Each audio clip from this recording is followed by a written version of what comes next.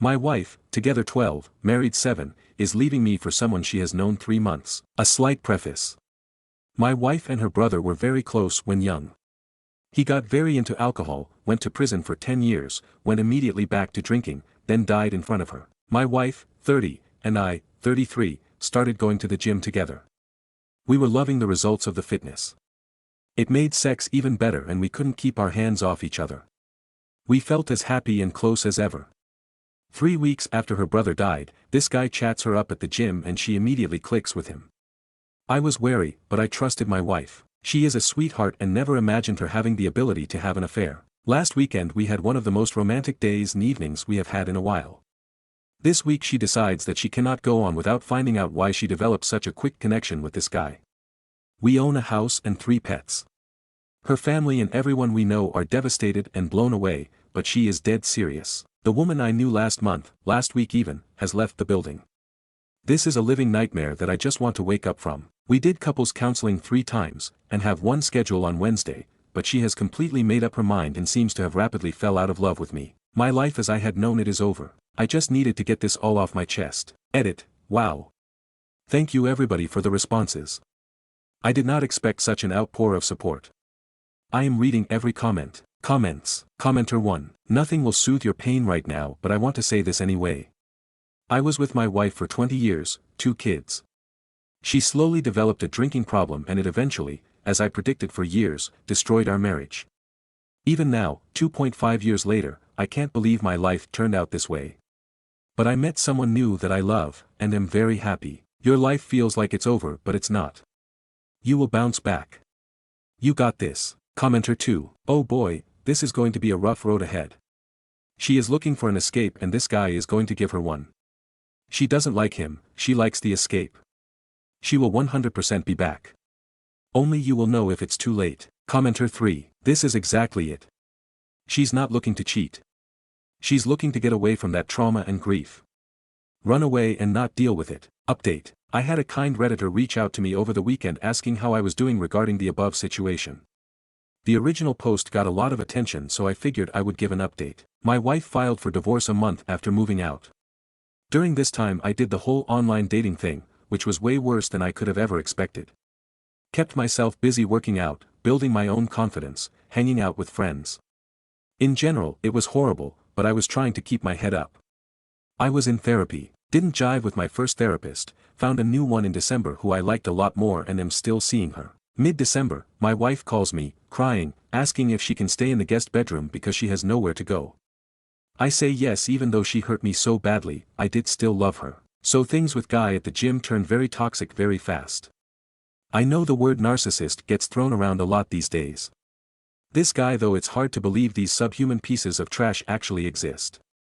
So she stays in the guest bedroom for a week, then goes and stays at her parents' for a month. She had a nervous breakdown and was able to get a medical leave of absence from her work. Mid-January comes around and she is back at the house, but still in a very frantic and erratic state. Sort of like she was withdrawing off hard drugs. I had no idea about the addictive nature of toxic relationships. It's a psychological clusterfuck. She is clear that she is too fucked up in the head to be in a relationship and is going to work on herself. I give her the time and space she requested, she goes all in on learning about the psychology of all of this shit. Inner child work, how the nervous system reacts and attracts you to toxic people if you grew up in a toxic household. Anxious and avoidant attachment styles. There is this book called How to Stay Married, where the wife had an affair and it turns out the root of the issue was her unresolved childhood trauma. Long story short, same thing happened here. It hurts, but I can forgive her. She is my best friend, and we are insanely compatible in a lot of ways. She has really been returning to herself the past month, she is the happiest I have seen in her at least a year, and last week we filed the paperwork to dismiss the divorce. We are both in individual counseling, and soon to start couples therapy. I am sure a lot of people will think I am making a mistake in reconciling, but I am happy. I do trust her that she now has the knowledge to not let this happen again, and she has the drive to become the best person she can be. Edit, I am reading all the comments and taking everything to heart. Even especially the ones calling me stupid, chump, doormat. I completely understand where you are coming from. I just don't have time or desire to respond to so much. I want things to work out and do trust my gut that this was a one-time thing. I will post an update and take all of the "I told you so" if it comes to that. Comments. Commenter 1. Good luck. I couldn't, but I'm glad you are. Commenter 2. I have a feeling that she only came back because her new love didn't work out. I mean, she did drop you like a bad habit.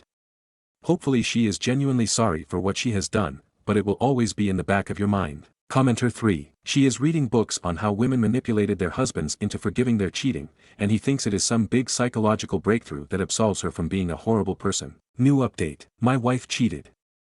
We tried to rekindle, but she says we can't because sex with the other guy was too mind-blowing. Go ahead if you want to read my post-comment history about the shit show my life has been the last 365 days. My self-esteem is re-shattered and I really don't know what to think. My wife and I were together for 12 years and I thought we had a great sex life. 3 to 4 times a week. Felt very passionate. She always talked about how good I was at pleasing her. She always came. She left me for someone she knew 90 days and they lasted 5 months. I tried to salvage a relationship of 12 years. Things were decent but the passion was gone and she was clearly hung up on the fact that her knight in shining armor wasn't who she thought. It was making me hate myself staying with her, so I finally left. Today she told me that the main reason we were not able to rekindle things is that sex with the other guy mind-blowing, that she can't be in a romantic relationship that doesn't have that level of sexual intensity. I don't know how I'm supposed to process this. Comments. Commenter 1. She sounds rather cruel and kind of stupid. I bet your life is going to be better off without her in it. Commenter 2. Your wife chose fantasy sex over 12 years of commitment, memories and building a life with you. That self-absorbed. The fact that she gives you the details too is really low. She could have just said she wasn't happy and ended it. Time to find yourself again and think about what you want. Commenter 3. That's the truth. Wish I had accepted that 7 months ago. Our divorce was 12 days away before she dismissed it. Now we gotta go through it again. Love and learn.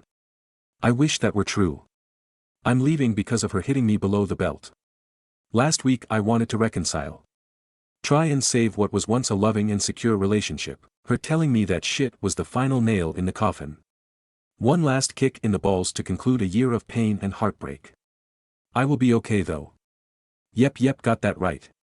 Also just started making 6 figures in a low cost of living area, in addition to selling a house that is nearly paid off. Fitness is my main priority right now. Overall I'm not too worried. I'm ready to move on. I just feel stupid not divorced yet. It's been a long time coming, but this shit just went down 2 weeks ago. Our finances have been separate for a while now. She is broke and I have like $150,000 in IRA 401k and savings. My sister is a lawyer, not a divorce lawyer, but she says I should do it without a lawyer. I am doing the paperwork right now. Soon to be ex-wife isn't mad at me or anything. She does feel bad and knows she is the POS in this situation. So she is being civil. We've agreed to sell the house, split the profit, and that will be that. She will leave my retirement account alone. Appreciate the advice. That is sound wisdom. I hike a lot, hit the gym 5 to 6 days a week, have been for 2 years. I'm a novice at guitar and this seems like a perfect opportunity to really get good. Would love to be in a band. We'll have to think about the combat sports. I do kickboxing workouts for cardio and do enjoy those. Yep. No doubt. Divorce has been filed. Final update. I'm generally curious as a similar question was asked earlier this week, but how many of us are still virgins? Commenter 1. Raises hand that just got divorced after 14 years with my college sweetheart. Currently sleeping with 5 women. Reply, I'm getting divorced after 12 years with college sweetheart. Please teach me your ways. Reply, hey, thank you for checking in. All things considered, I am doing alright. We closed on the sale of the house we owned last week and got a good profit out of that. Now just waiting for the divorce to finalize. I am staying active at the gym, busy with work, going to yoga classes, joined a hiking group. It is still a big change though. Most days are okay and I feel like I have made a lot of progress in healing. Some days the reality of being alone and not knowing if I will ever find love again hits me hard. I have never really dated, and am finding it to be an exhausting experience. Stories number 2. Aita for telling my sil I don't care what her mom wants because she's not seeing my kids. When I set boundaries, I set it for life because sometimes people don't learn from their wrongdoing, so it's best to cut them off out my life. My husband family especially, from the time we started dating many of them didn't like me. I'm a dark-skinned black woman and my husband is Asian. I would start to tell my husband not to come around because I was always with him. They thought I was a sickness. Even when I tried to make a relationship with them, they truly didn't care, so I stopped caring too. It's sad how many races have this weird outlook on black people. Then non-black people always want black people to forgive or be the bigger person, but they shouldn't because we're not doing anything wrong. People actually need to stop telling black people this. His mother, Lynn, actually disowned my husband. She believed what he was doing was wrong. She said he's wiping out their genes with me, something crazy to say. She didn't even come to the wedding, but I guess it was best for her not to be here. Now she did all this to lose her relationship with her first son. What really pissed her off was when I had my first daughter. She was dark-skinned but had her dad eyes. Lynn said no grandchild of hers looks like that. She showed her true colors. I was fine with her not being in my kid's life because they don't need to be around racist people, they need to be around loved ones. It's been years since any of us has been in contact with Lynn. Life is good without her here. She's blocked on everything for me. The only person who got through me was my SIL. Only on Facebook, she requested to message me. I didn't see it until the next day, but when I read it, it was about Lynn. She said Lynn wants to see my kids and I shouldn't keep them from her, so bring them so she can meet them. This all happening because Lynn was diagnosed with cancer. That's not a way to introduce yourself after your bad past. I told her thanks for calling me, but it won't happen. She responded fast and told me I need to stop treating her mother like this and let her see my kids. It went on long enough, so I told her I don't care what her mother wants, she's not seeing my kids. Stories number 3. My girlfriend beat the shit out of someone who broke into her house. The other night I was sleeping over at my girlfriend's. She lives one street over from the middle of nowhere, no street lights, no sidewalks, and keeps her house dark at night except for the room she's in to attract bats and detract bugs. I think it was like 2 a.m. when I woke up to my girlfriend telling me to call 911. Long story short, a guy had broken a window into the garage and was going through my car. He had a knife, but my girlfriend has a shotgun, unloaded, and wanted to scare him off with it. Cops really gave us a verbal shakedown for that. BTW, we're fucking idiots and don't ever confront a burglar. But this guy was clearly unhinged and charged us. I don't really remember how it happened, but my girlfriend somehow tripped him, or maybe he tripped on his own, and then started basically tamping this guy's rib cage down into his lungs with the stock. I had to physically stop her. A little bit about my girlfriend: she cries when she sees sick or hurt animals. She's constantly doing or offering to do nice things for people. She won't even squish bugs, she catches them and releases them if she finds any. She's a Buddhist. Non-violence is important to her. Before this I described her as the gentlest person I knew. So what the fuck? After I stopped her she was so calm. She sat cross-legged on the floor and then made a call to a lawyer before the cops even got there. No charges for girlfriend, yet. Lawyer has been helpful, cops less so. They wanted to arrest me when they got there for some reason. And my girlfriend had to actually ask for an ambulance for the guy because they tried to just load him into the police car and he was screaming and moaning. He lived but is still in the hospital. It's been 2 days since this happened and I still feel like my heart is racing. Every time I see my girlfriend I see her covered in blood with a shotgun. It hasn't changed how I feel about her, but goddamn. It's changed how I see her. Edit, clarifying a few things. I didn't think this would get any attention. First, girlfriend is doing good all things considered. Someone was worried that the blood was hers. The guy came in pre-wounded because there were bloody handprints on my car. He was definitely on something. My girlfriend is currently taking a bunch of drugs since she was exposed to his blood too. Girlfriend hasn't talked much about what happened and I'm not going to push her right now. I am worried about her, I am taking care of her. I've been staying with her since this happened. And feeding her. Someone said to bake a cake. I am a professional chef. Also, apparently, an idiot. After this I'm going to the store. A lot of people seem to think my view of her has changed for the worse. That is deeply untrue. Rereading my post I realize I made it sound that way, so that's my fault. It's still pretty fresh in my mind and I'm processing things on the go. I was just having difficulty reconciling this new view of her with who I thought she was before, but I realize now that she hasn't changed, I just learned more about her. And what I learned is that she's a certified badass, to quote many of you in the comments. Also, a lot of people are calling me out for not helping more. Don't get me wrong, I feel guilty that I didn't do much other than call 911 in the moment. I don't want to sound like I'm making excuses for myself because I was still absolutely scared shitless, but my girlfriend didn't really give me a chance to help. This all happened very quickly. By the time she woke me up she was armed and out of bed. I'm deaf in one ear and a heavy sleeper anyway, so I'm glad she woke me up at all. I'm not sure why the shotgun wasn't loaded. She only told me afterwards. I was expecting her to shoot him, not beat him half to death. The cops, I won't get into it, but my girlfriend has had issues with the local cops before. She lives in a town that barely qualifies for its own police department, and the one they do have has nothing to do 99% of the time. They seemed like they were in a rush to get finished with us the whole time they were there. I think they were probably pissed off they got called out on 4th of July for something that actually requires paperwork. Thank you everyone in the comments. I've read every single one of them so far. There's a lot of good advice there and a good amount of deserved criticism that I am open to. How else do you improve? Sum of comments. OOP expands on, seeing her differently. I see her differently, but I still love her. I'm just having trouble reconciling my previous view of her with this one. She's always been very confident and I feel very safe with her. I think I feel safer with her now. And to the person who said I felt emasculated, rereading this post I see what you mean. I did feel useless in the moment.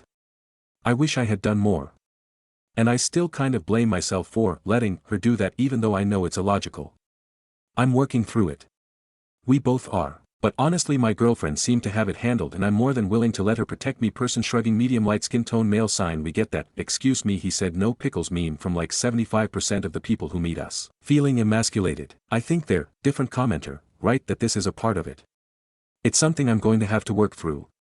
I don't really feel like as the man I should have been the one to take this guy down, but I'm hearing that from family and friends already and stupidly letting it get to me. Something to discuss at my emergency therapy appointment next week. Commenter. Testicles can, in fact, be ruptured if they are crushed. Say, between a cement floor and a boot heel. Sounds like a hospital visit to me. Reply, I didn't want to include it in the OP but I'll just say she didn't aim only for the rib cage. Commenter, I don't understand the cops getting on y'all about a burglar in the house. Like WTF. Y'all supposed to be in a corner waiting 10 minutes while this guy makes off with your things. And then the cops get there, he's left, and they are just standing there looking at each other.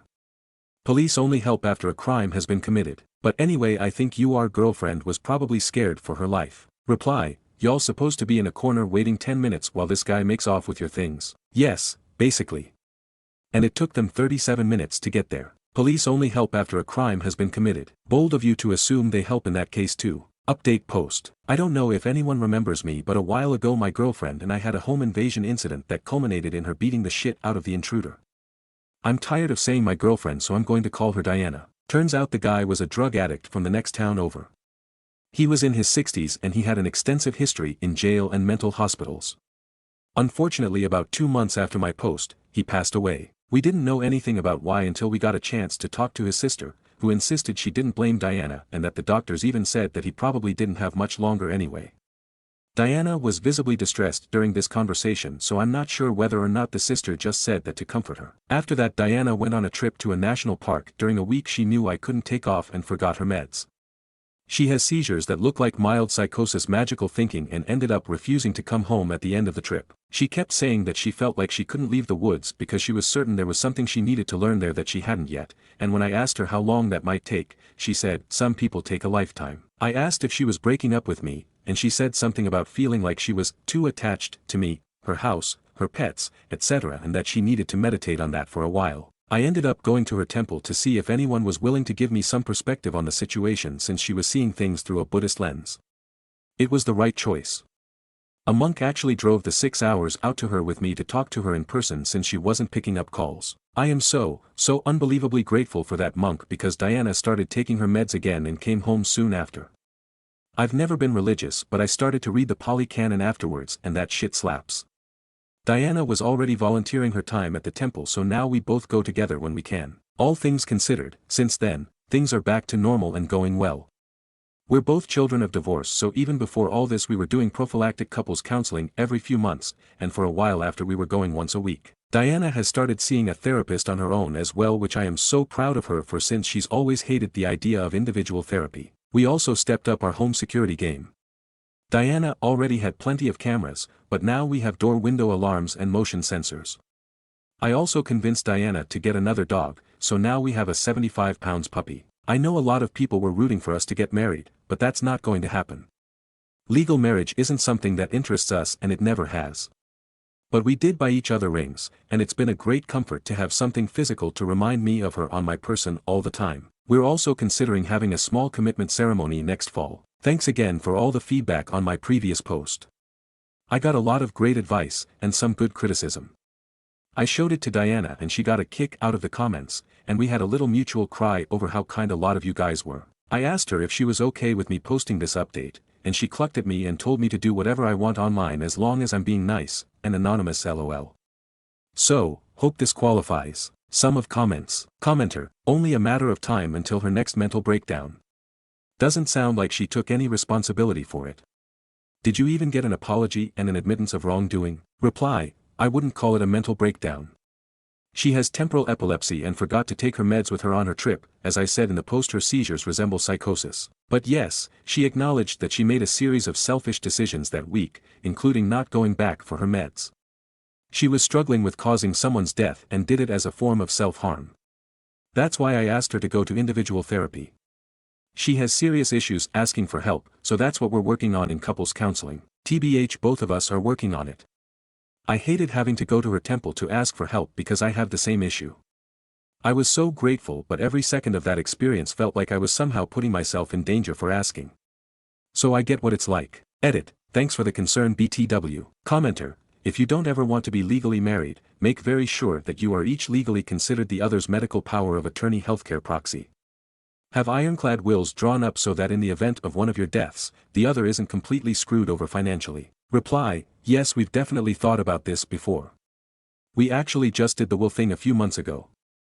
Thank you for pointing out the POA thing though, we'll bring it up to my lawyer. Commenter, it sounds like she has survivor's guilt. She should consider working with a therapist familiar with this issue. Reply, I don't think it's survivor's guilt, more like just standard garden variety guilt. She's had a tough time coming to terms with the fact that she killed someone, even if it was arguably the right decision. But yes, she is working with a therapist who is versed in Buddhism, since the first precept, no killing any living being, is part of the reason she was having issues. Commenter, fuck that guy, I'm glad he's dead. Reply, I get why you would say that. I felt that way at first too. But this kind of thought process is exactly what Diana was afraid of. She didn't want to feel happy that she had killed someone, even in self-defense. The way she explained it to me was that she believes everyone, even the worst of the worst, needs a chance to learn to be better, and killing a bad person strips them of that chance in this lifetime and forces them to start from the beginning again. Because memories don't follow you across lives, wherever that guy is now, he's still suffering the repercussions of his choices, which will continue to lead him to make more bad choices, perpetuating the cycle. I think that's the gist of it anyway. Stories number 4. Aita for telling my husband his mom can't live with us for months-long stretches. My husband and I have been married for almost 2 years and our son is 10 months old. We live in Canada. I grew up here while my husband immigrated when he was a student. My parents live nearby, which has been invaluable during my pregnancy and since. My mom comes over regularly to help us out. My husband and her are on good terms too, so it's been going well. His parents live in another country. We have visited them once since we got married, that was 7 months ago. The time prior to that was our wedding itself, which took place there. My husband had been talking about my MIL visiting soon for a long visit, which I was happy with. We recently moved into our new house. I've done a good job decorating it. We have a large guest room, and I was looking forward to hosting her, especially since it would make my husband happy. A couple of days ago he was complaining about how detailed her visa application was. I told him I was surprised it was so thorough. He told me that it's because while regular visa forms allow a stay of 6 months max, this one allows 2 years. I asked why would she need a stay of more than 6 months. He said that she had been thinking of winding up her medical practice and basically retiring, and this would then allow her to stay for a longer visit if we all decide that it works. I was stunned. I told him he should just do the regular app because his mom won't be staying for anywhere close to 6 months. I had it in my mind that she'd be staying for like a month. That's how long we stayed for when we went there. He said that's his mom. She tells him how alone she feels. She can't go to my BLs because he lives with roommates, and we can't just put a timer on her visit here. He said she's been looking forward to helping us out with our son. I told him we don't need help, we manage fine on our own and with my mom's help. I wanted to host his mom as a guest, not as a part of our household. He complained that how was it fair that my parents could visit whenever they wanted while his can't. I was hurt by that because my parents have helped us out a lot, and I asked him if he wants us to limit how often my mom comes to visit. He said no, that's not what he meant, that he likes her but it wasn't fair to his parents. My reply was that when my mom comes, she goes at the end of the day. That wouldn't be the case with his. I ended it by saying he should look into the easier regular form because she can't be thinking of staying for that long. He chose to sleep on the couch that night and has been cold with me since. I hate that. We've never been cold to each other like this. I talked to my mom too. She said that having his mom live with us for long stretches would definitely affect me. That this is worth fighting for. I haven't seen him working on the application since. Last night he went out when his mom called. When he came back I asked him how she took it. He told me he had told her he's looking into what application best suits her. He asked me if I'd changed my mind. I said no. He just shook his head and started watching TV. Aita, comments. Commenter 1, NTA. If she's winding up her practice she can move to Canada in her own place and visit like your mom. No need for her to live with you. Commenter 2, this. I don't understand why if she's winding down her medical practice and wanting to be gone for up to 2 years she wouldn't rent her own house nearby. She's a welcome visitor for a certain amount of time but if she's wanting to stay for an extended period of time she needs her own accommodations. There's a difference between a visit and moving in. Update. Thank you for the feedback in the original post. Yesterday when he came back from work I tried to start the conversation again. He had been giving me the cold shoulder since all this started. I told him I'm his wife of 2 years and the mother of his child, this isn't how we're going to communicate. We started talking after that. I held my ground that his mom staying with us for so long wasn't tenable. If she wanted to visit Canada for longer than a couple of months, she would have to live in her own apartment, learn how to drive, or use public transport. She's used to being driven by a hired driver in Pakistan, and a whole bunch of other changes that she'd need to get used to.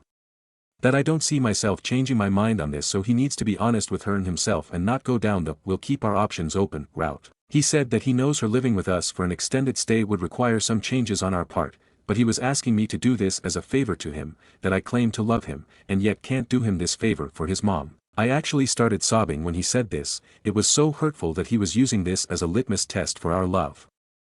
I said her being around for years would ruin our parenthood with our first child, that I want us to raise our child the way we see fit, not his mom. Also, all the intimate moments we have, our sex life, everything would suffer. My parents are Pakistani too, I know this will happen. He again asked me to just not shut the door completely, that he'll tell his mom the stay can only be for a month or so, and I can let him know if I think the change wasn't too much. And we landed on a compromise that for now they'll do the regular visa app that only allows a max stay of 6 months. If I changed my mind, he'll do the super visa. He then had a long call with his mom, which his older sister also joined. It actually lasted an hour and a half. He was in the backyard for the call and came back in to grab a chair, it was that long. Also, from what I could see he was mostly listening for that convo. When he came back in, he told me to just not answer any calls or messages from his mom or sister. Meanwhile I've received like 4 missed calls and 20 messages from them, mostly Islamic quotes about the rights of parents. I've told them that I can't talk right now since I'm busy with my son right now. I asked him how it went, he said as well as he expected. But he's not giving me the cold shoulder anymore. I do feel guilty because like I said I was actually looking forward to host her for a month, and I think this whole thing may have caused irreparable damage not just to my relationship with my MIL and SIL, but my husband's relationship with his mom and sister. I've told my MIL I'll call her back in a couple of hours, once my husband's back. I'm dreading that conversation but I know what my boundaries are. Thank you for the feedback, it helped. Edit. Also, one thing that I had to clarify a few times last post. A lot of people were like, this is what happens when you marry outside your culture. My husband and I are both of Pakistani descent. Just that I was born here, while he immigrated here as a student. But he's been here for like a decade now too. Update. I spoke to my MIL. Since her missed calls and text messages were asking me to call her, I figured I should be the one to call, not my husband. But I put my phone on speaker, so that my husband who was lying on the couch could also hear it. She said that my husband had told her he thought it'd be best if she restricts her trip to 1 month, since it was her first time in Canada, and because we were really busy with my son. She said that ever since my husband had gone to Canada as an 18-year-old, he'd always wanted her to visit for a long duration, and now all of a sudden he was asking her to restrict it when she wanted to help with her grandson, and said she knew I must be the reason why. I said it was a joint decision because of the circumstances, but she wouldn't hear of it. She said if her visiting for more than a month was so outrageous to us, then that's fine, she'll limit her stay, but I should know that in Pakistan in-laws live in the same house with the married couple, like my SIL does. And that she had thought I was in touch with my Islamic and Pakistani roots when I was getting married because that's what my husband had told her, but she was disappointed at how whitewashed I was. At this point my husband asked me to give him the phone, but not before I told her that I was totally comfortable with how in tune with my heritage I was, and that apparently so was her son, told her my husband had just come and handed him the phone. My husband went in the yard to talk, but I was so angry I decided to eavesdrop. He was talking to both my MIL and FIL. He told them that it's not like he fled to Canada in the middle of the night as a student, they both had happily seen him off at the airport, and that when he had introduced me, he hadn't kept the fact that I was born and raised in Canada a secret either. That they can't expect to treat us like a couple in Pakistan. Then he listened a whole lot for like half an hour, I gave him a chair again, and kept telling them that it's different now. They ended the call with him saying that we were both really looking forward to her visit, that we'll make sure it's a great 30 or so days, with us and her grandson. He apologized to me on behalf of his mom, and asked me to please let her lecture go and still be on board with the 1-month plan. I'm looking forward to it much less than I was, but I said fine. Comments. Commenter 1. NTA X 1000. If MIL moves in, your marriage will be over, the strain and resentment will be insurmountable. Better that MIL and SIL are unhappy than your family's life implodes. Commenter 2. The resentment is permanent too. Commenter 3. I actually love my MIL and FIL, but I'm still salty about them pushing in on one of my vacations when my now husband and I were dating. We got past it, but it took something to do so. And that was a 1-week imposition. Stories number 5. Aita for not helping my wife's best friend get back with my wife after she accused me of cheating. Yesterday I came back home after work and I witnessed my wife crying. She was crying so much she couldn't even speak properly. After a lot of efforts to calm her down, I asked her for the reason of her crying so much and why is she behaving like this. I won't lie, at that moment my wife was acting like she's possessed by some entity from underworld. After she calmed down and I asked her, she told me that I am cheating on her, that's why she was heartbroken and angry at me. My situation is so dumb and hilarious and depressing all at the same time, and please excuse my pathetic English. I was confused cause I didn't cheat on her, hell I don't even talk to opposite gender unless it's necessary. My wife called for her best friend who told her that I am cheating on her. My wife's best friend said that I am a cheater and she saw me in mall and an older woman hugged me and kissed me on my cheek. I showed her a photo from that day and asked her if she's the same woman and she said yes. I was speechless, and when I showed the photo to my wife she went silent as well. I told her friend that the woman in question is our aunt. My wife got angry and kicked her out and said she doesn't want to talk to her. After she left my wife turned on me and I couldn't stop laughing, so my wife got angrier and told me that if she ever finds me talking to other women she'll skin me alive. I tried my best and stopped laughing and told her that I will agree to madam, but she must kiss me in return. After all this stupidity my wife calmed down, but her best friend is calling me and texting me and she's saying that I should help her get back with my wife and she didn't mean to hurt her. Maybe I was a bit mean, but I told her to deal with it. I am kinda happy that my wife and her stupid friend broke off and I have my wife all to myself, but I still feel like I should help her. Stories number 6. Aita for exposing an influencer to her family after she demanded a free painting and $200 on top of that, threatening to tell her followers not to buy from me if I refused. Editor's note, added paragraph breaks for ease of readability. Trigger warnings: alcohol and substance abuse, emotional abuse and manipulation, entitlement, attempted financial exploitation. My mom's goddaughter, let's call her Jen, 29F, asked me, 25F, to do a painting for her because she saw I did one for a mutual friend, let's call her Anna. Jen wanted the painting as a gift for her father, who is a retired photographer. Here's the thing, Anna paid me for the painting, and everything went smoothly. She posted a picture of the painting with her mom as she was gifting it to her. Well, Jen saw that painting and became interested in one for her father. The problem is, she wanted me to do it for free. She said she would advertise it on her Instagram and tell her fans to buy from me in exchange for the painting. I told her no, as I am not in a great financial spot right now, and I cannot afford to do something for free. She wanted a custom-sized canvas, which is not commonly found in stores. I would either have to have it made myself or try to find it online for a reasonable price. I explained this to her, but she still didn't understand.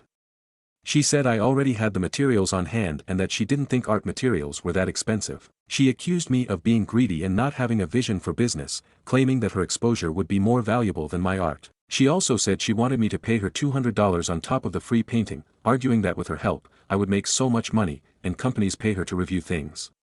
She pointed out that every creative artist or individual, including her father, did free work at the beginning. Everything went downhill when she noticed I wasn't replying, I was working, and she started talking down on me because I was let go from the military, for medical reasons beyond my control. She said I had failed at everything, including that, and that she was giving me the option to succeed and make my parents proud.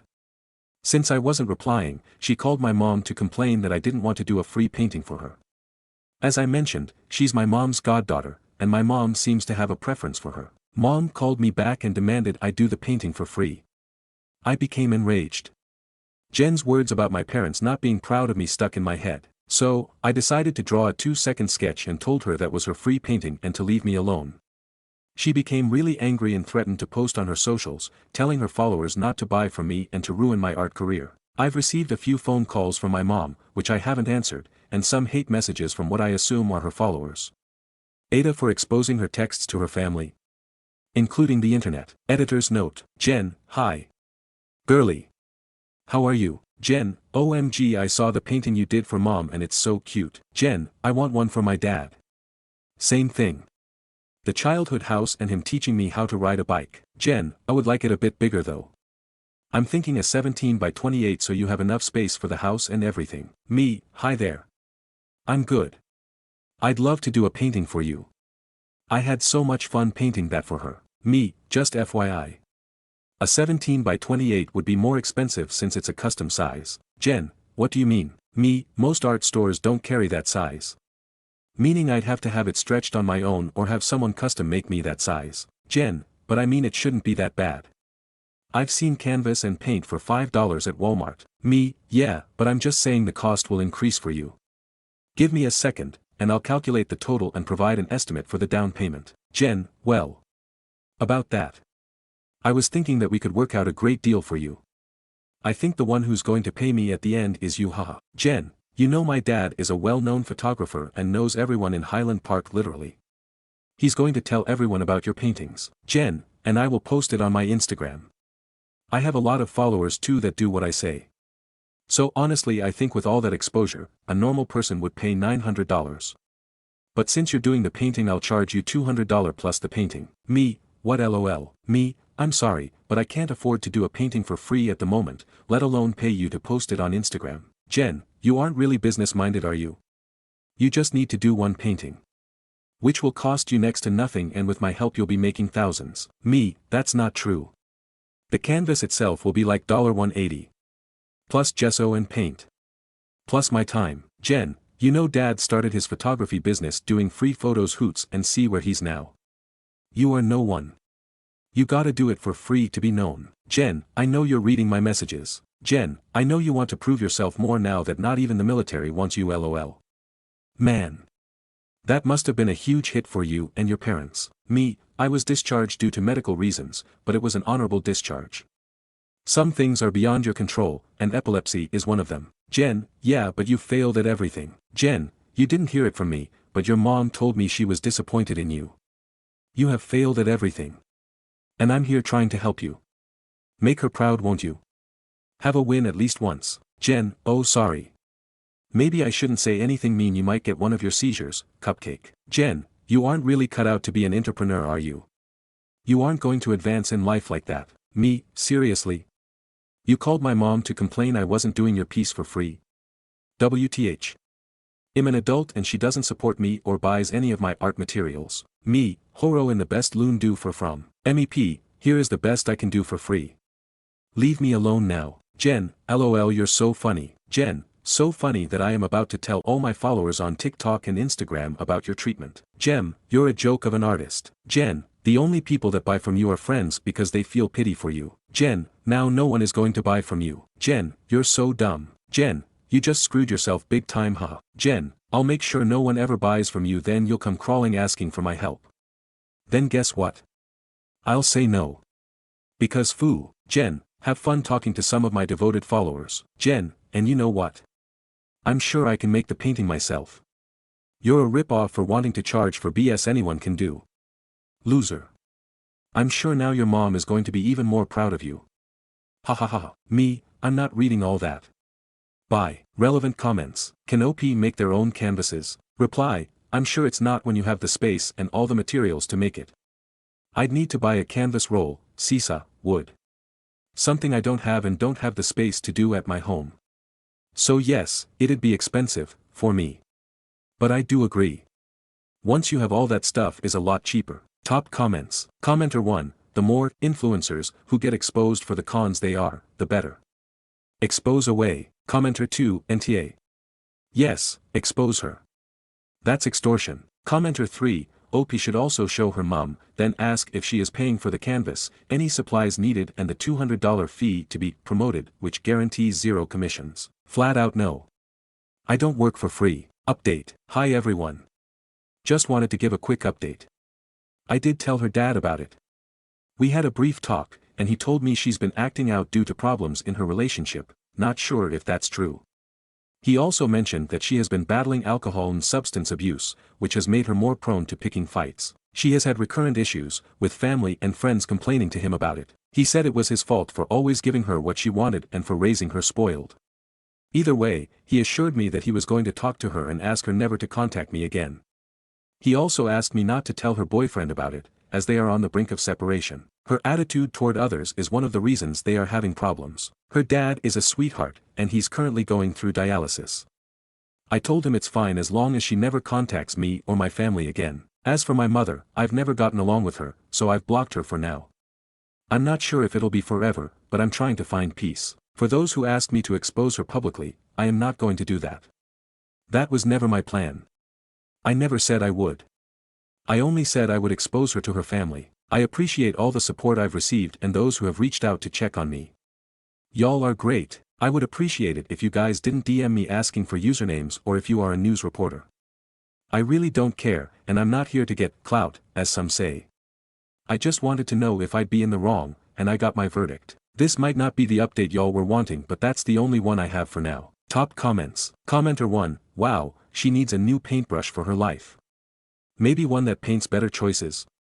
Glad her dad's stepping in, let's hope he can help her color inside the lines from now on. Commenter 2, this is why I don't do the whole influencer thing, we never know who they really are and most of the time people choose the road where they get things right and move on, so I know there's a lot of stuff we never hear about, so I can't, at all, support anyone under those conditions. Commenter 3, yeah, it wouldn't look good at this point if you tried to publicly shame her, not that you were planning to. So she's really someone to be pitied and then ignored. Kicking her while she's down, even if it was justified, just makes you look bad. Taking the high road's the way to go here, as long as she doesn't escalate. As we all expected, she was spoiled, so at least her dad acknowledges that, but also, too little too late. Now we know what she wanted that $200 for. As for your mother, man, that sucks. How is that girl's dad kinder to you than your own mother? Best mute that noise. I have a primo birther myself, been NC for several years, and it's been so nice. Stories number 7. I found messages on my MIL boss's computer that changed my entire view of her. What do I do? I listen to 2 hot takes literally every week, and this happened to me a couple days ago. I've been at a loss of what to do, so I figured I should finally make a Reddit account and post here. I work at my husband's family business that builds custom homes. I met my MIL when she came into the design firm I worked at to pick out some options for a client. She and I hit it off, and after she'd come in a few times she set me up with her son. Fast forward 7 years and I coordinate all the builds and consult with clients on design for the 50-plus-year-old family business. My MIL is technically my boss, but we operate a lot like equals, and she's been taking some steps back. She and I have always gotten along great, and she has felt like the mother I never got to have growing up. So last Friday I was packing up to go home and on the phone with my husband before he got a flight for an annual weekend away with friends. I was distracted and accidentally grabbed my MIL's computer instead of mine. I didn't realize it until I was home and wanted to look up some fixtures for a project in our own house. Once I knew, I texted her to let her know, to which she said no worries, she was unplugging this weekend anyway and to do whatever I needed on it. I was just browsing and unintentionally clicked on a linked email on a store's contact page. We use MacBooks, and as a lot of Apple users know, that will usually pop up to send an email using your default mail app. I closed the draft, and when I went to close her email app, one saw an email from a recently hired apprentice titled "Our Weekend Getaway Itinerary." I froze. I realized this was her personal email and I couldn't help myself but to click on it. I found both explicit and romantic messages between this 22-year-old male apprentice and my married 47-year-old mother-in-law and boss. I slammed the computer shut and just went to bed, staring at the ceiling for quite a while. My husband was gone all weekend and only got home today. I had been spiraling all weekend on how to handle this. I certainly wasn't going to bring it up to my husband while he was gone. But I went to the office and had to see my MIL yesterday and could barely keep my composure.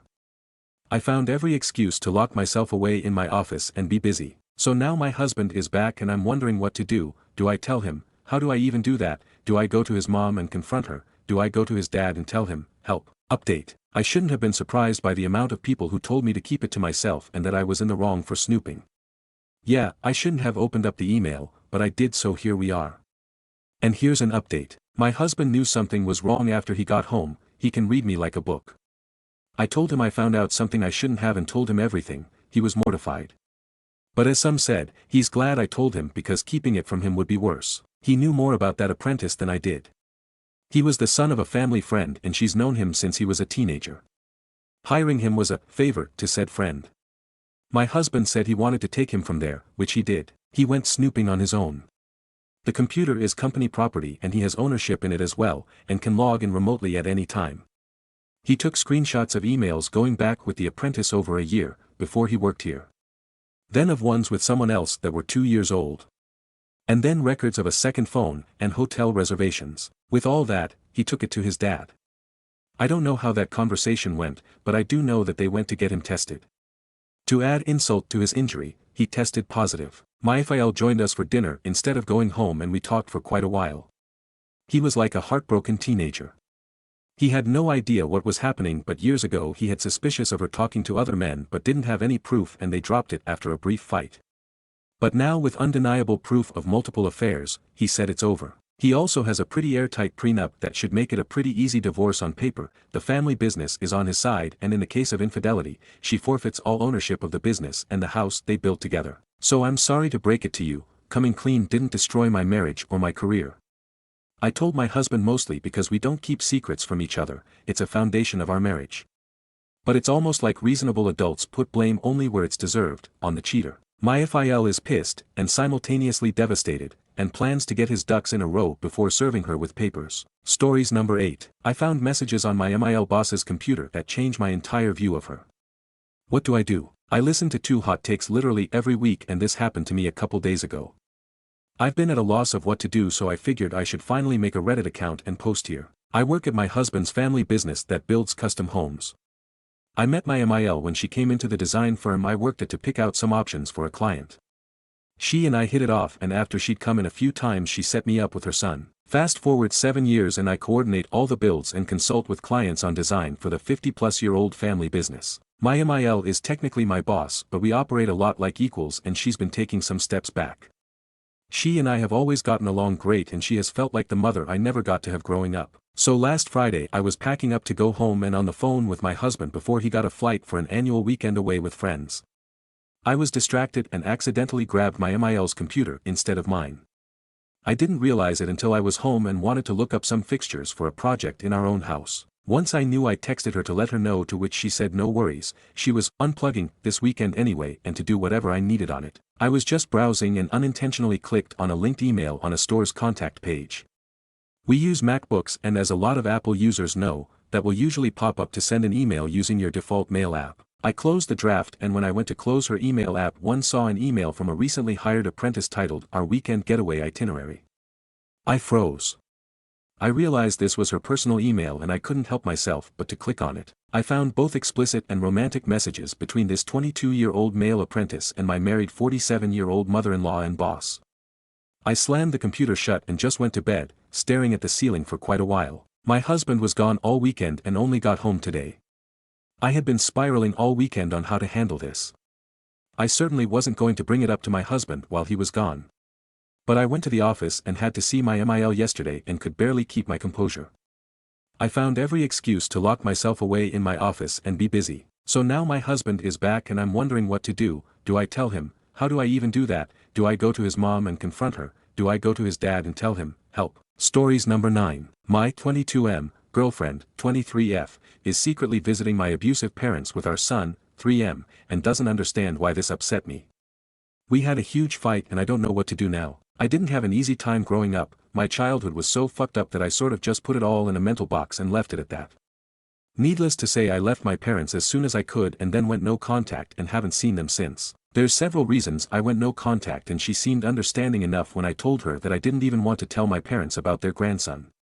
I don't want my son around these people, I don't want my girlfriend around these people, and above all I would never leave any child alone around these people. My girlfriend doesn't know about what exactly my father did to me and my sister, but I also feel like she doesn't have to know in order to respect my wishes. Yesterday my sister texted me a picture of our parents' dog. In the background was my son's shoes. Our mother uploaded it on FB, where I have them blocked, but my sister recognized the shoes though mainly was concerned about them even having a kid over. My girlfriend and I both work, she only part-time, but we always have someone to watch our child, either my sister or my girlfriend's family, so it's not like she had to bring him there to have someone watch him. This was a deliberate decision that she should have made with me. I talked to my son about it and turns out he's been there several times unsupervised, alone with my father. Apparently nothing happened, but I was understandably angry and confronted my girlfriend as soon as she was back home, which of course led to a huge fight. She left crying and went to her parents' house and later her mother came to pick up my son which I refused which led to a fight with her mom too. My girlfriend texted me, asking to talk later today and I know I can't keep my son from her, I also don't want to, but I don't want to go into our conversation unprepared so any advice is welcome. I also feel betrayed and still very angry and I'm honestly ready to break up over this but my son is very upset and anxious because he heard our fight and I'm just at a complete loss and don't know how to handle this. Relevant comments. Commenter 1, on the one hand, if she doesn't know the whole story, I can appreciate why she would want to try to foster a relationship. But on the other, she betrayed you. And further, why did she need a secret babysitter?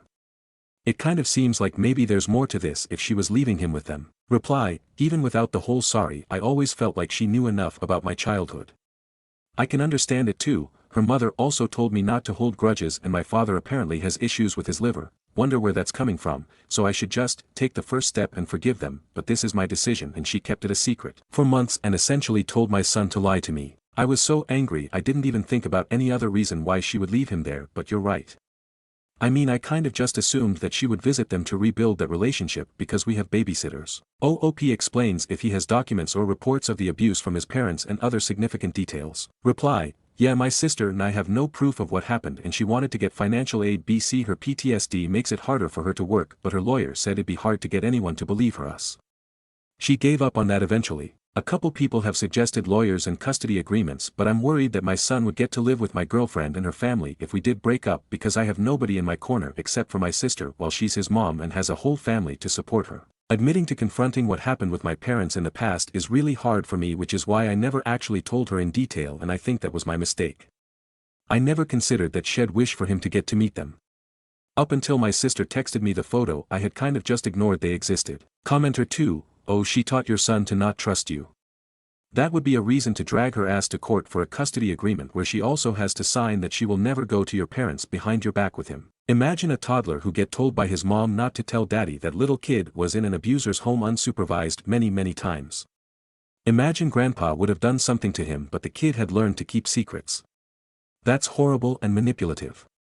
Imagine an accident happened to that child, you would have been none the wiser. That betrayal is unforgivable, she drove a wedge between you and your kid.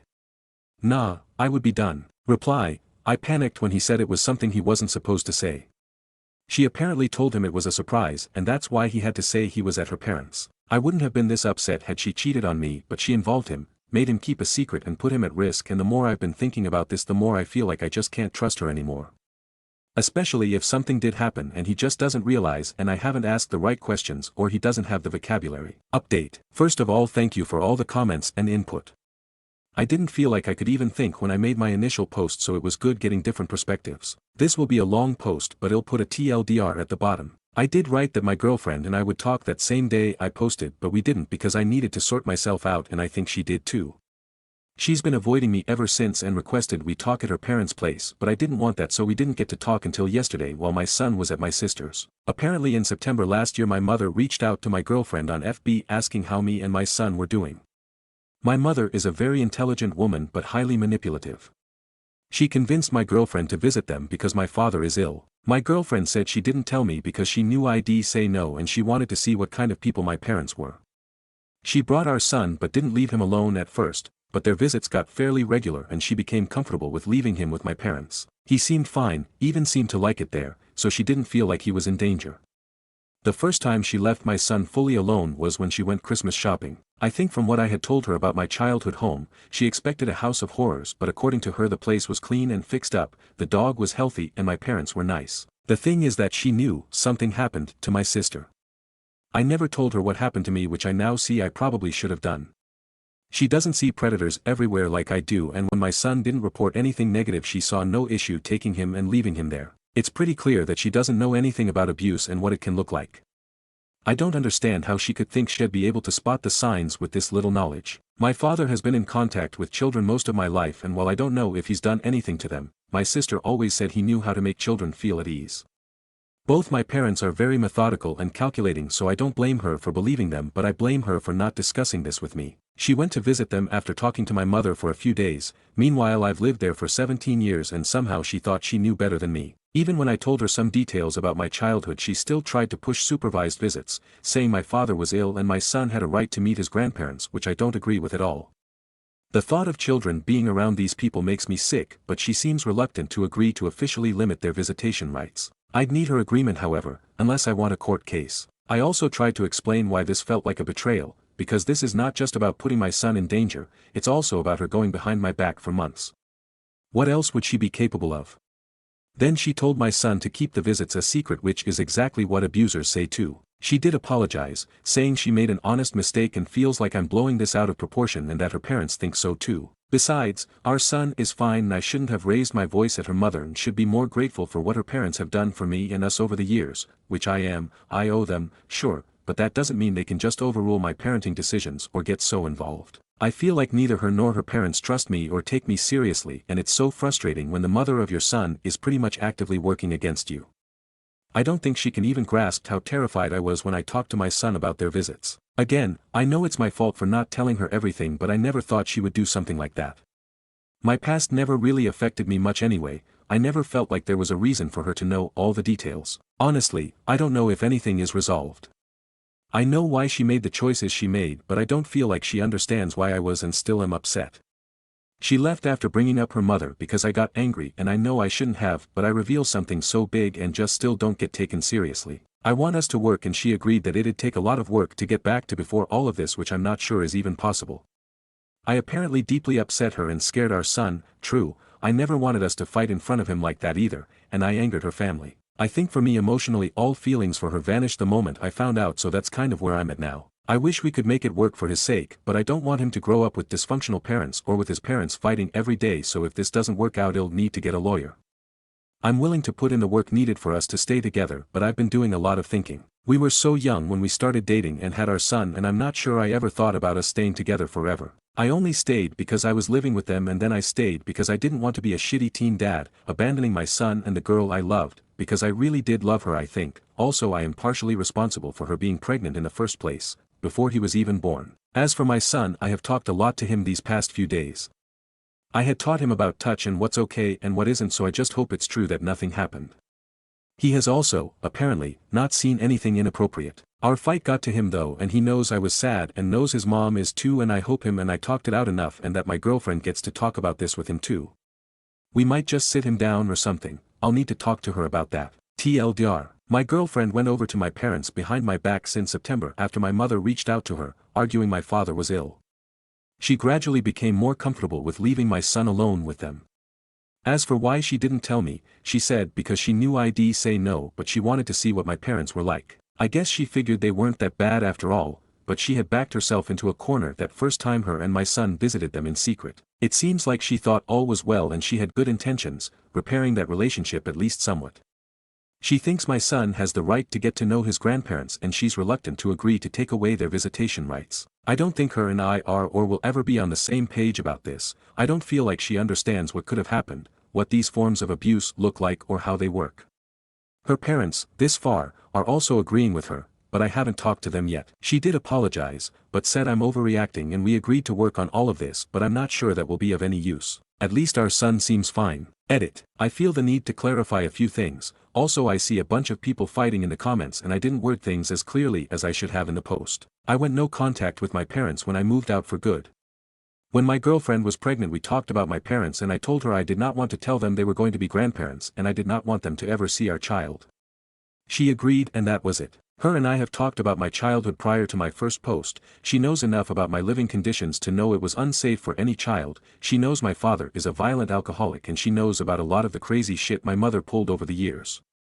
She knows my sister has a PTSD diagnosis and she knows my father touched her. That is everything she knew, and I honestly think that should have been enough. Her parents also know about most of this. Yes, I raised my voice at her and her mom when I found out she had been taking him there, and I should definitely not have done that.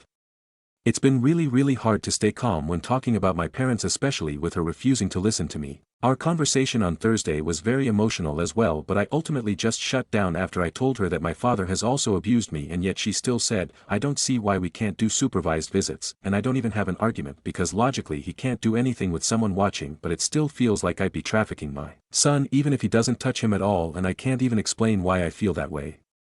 People in the comments say it's just an emotional response, which is true, and maybe it's illogical, but I truly don't see how getting to know his grandparents would be beneficial to him anyway. The reason I hadn't told her the details before is because I was fine being intimate, I managed at work. It's not like I want to kill myself every day because my parents were shitty or something. It didn't need to be brought up, and then having to talk about it is just painful, and there's a lot shame and just things my parents, I guess, brainwashed me to feel.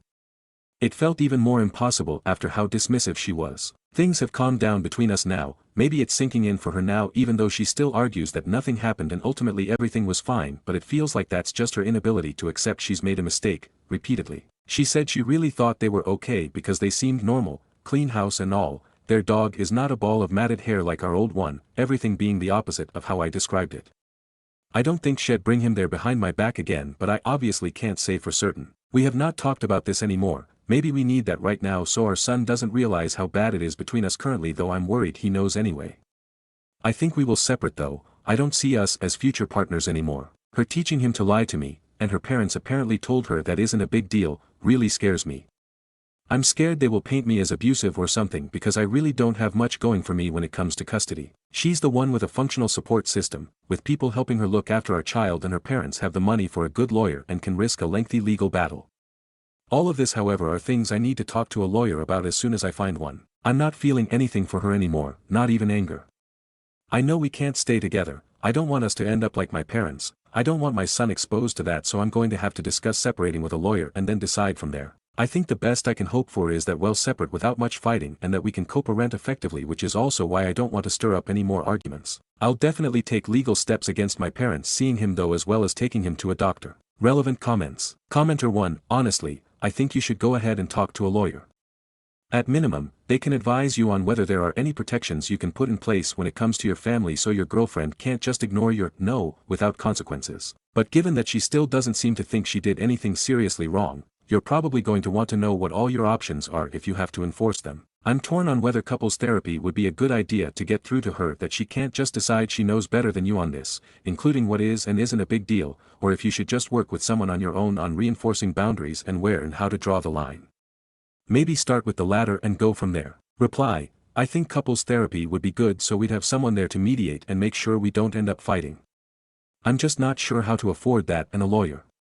Her parents are supporting us financially and we are on financial aid because we don't make enough between the two of us. We might manage therapy, but I doubt she would pitch in for a lawyer, especially if it's about us separating and making custody agreements. Stories number 10. My husband has been secretly role-playing as a cat online for 3 years. Should I divorce or become his rival? I, 27F, just found out my husband, 30M, has been pretending to be a cat online for 3 years and I don't know what to do. Okay, so I'm literally shaking while typing this.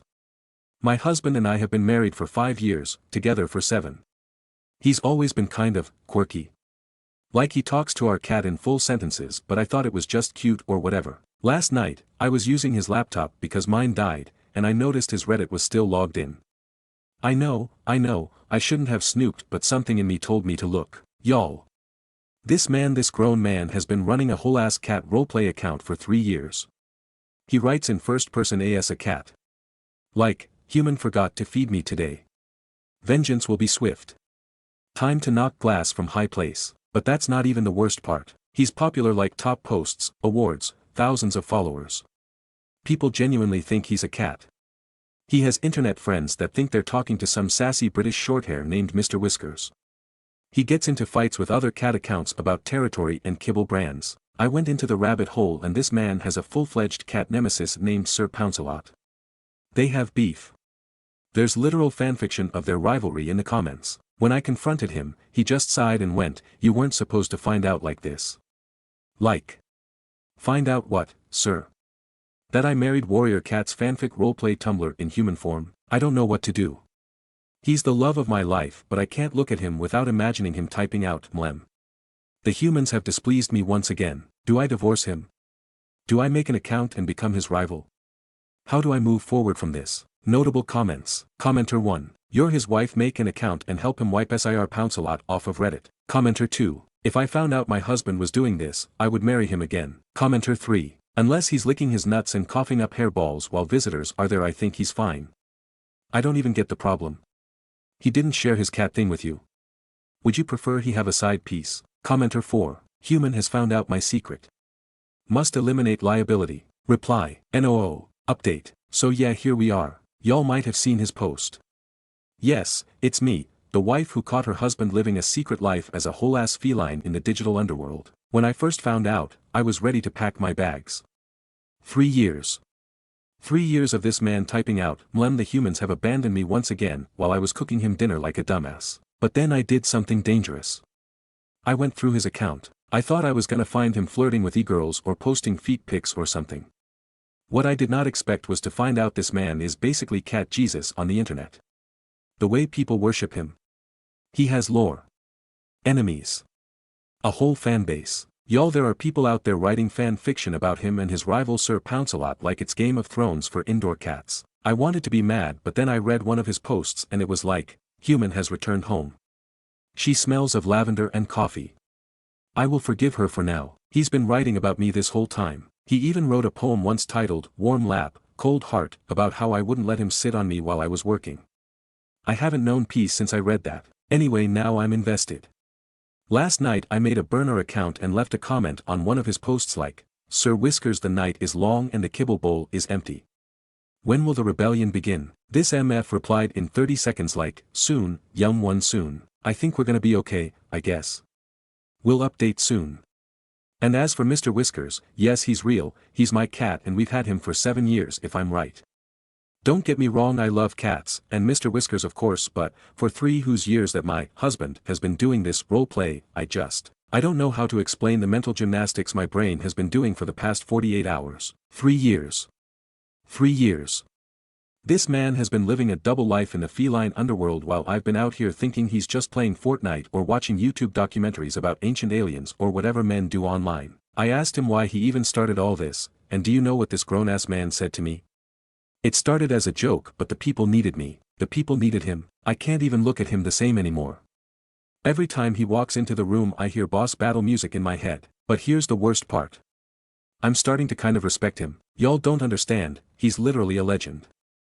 I went deeper into the cat forums. Yes, there are forums, and people are out here writing entire fanfics about the Great Kibble Famine of 2021, which apparently he started by leading some kind of cyber-feline revolution against the mods. I married the Che Guevara of Cat RP and didn't even know it. P.S. Mr. Whiskers and my daughter, Christina, joined in. We'll post about the context soon. Posting by Sir Pounce-a-lot, husband. I just found out my nemesis is my human and my world is in shambles. Okay, pause up, everyone. I'm literally what the opposite of purring is. I'm literally not purring right now, and not just because the human forgot to refill my kibble bowl this morning, again. My life as I know it is over. My arch nemesis, the one and only Mr. Whiskers, the sassy British shorthair who's been ruining my reputation for years, is my own human. Let me back up. My name is Dude. Yes, Dude.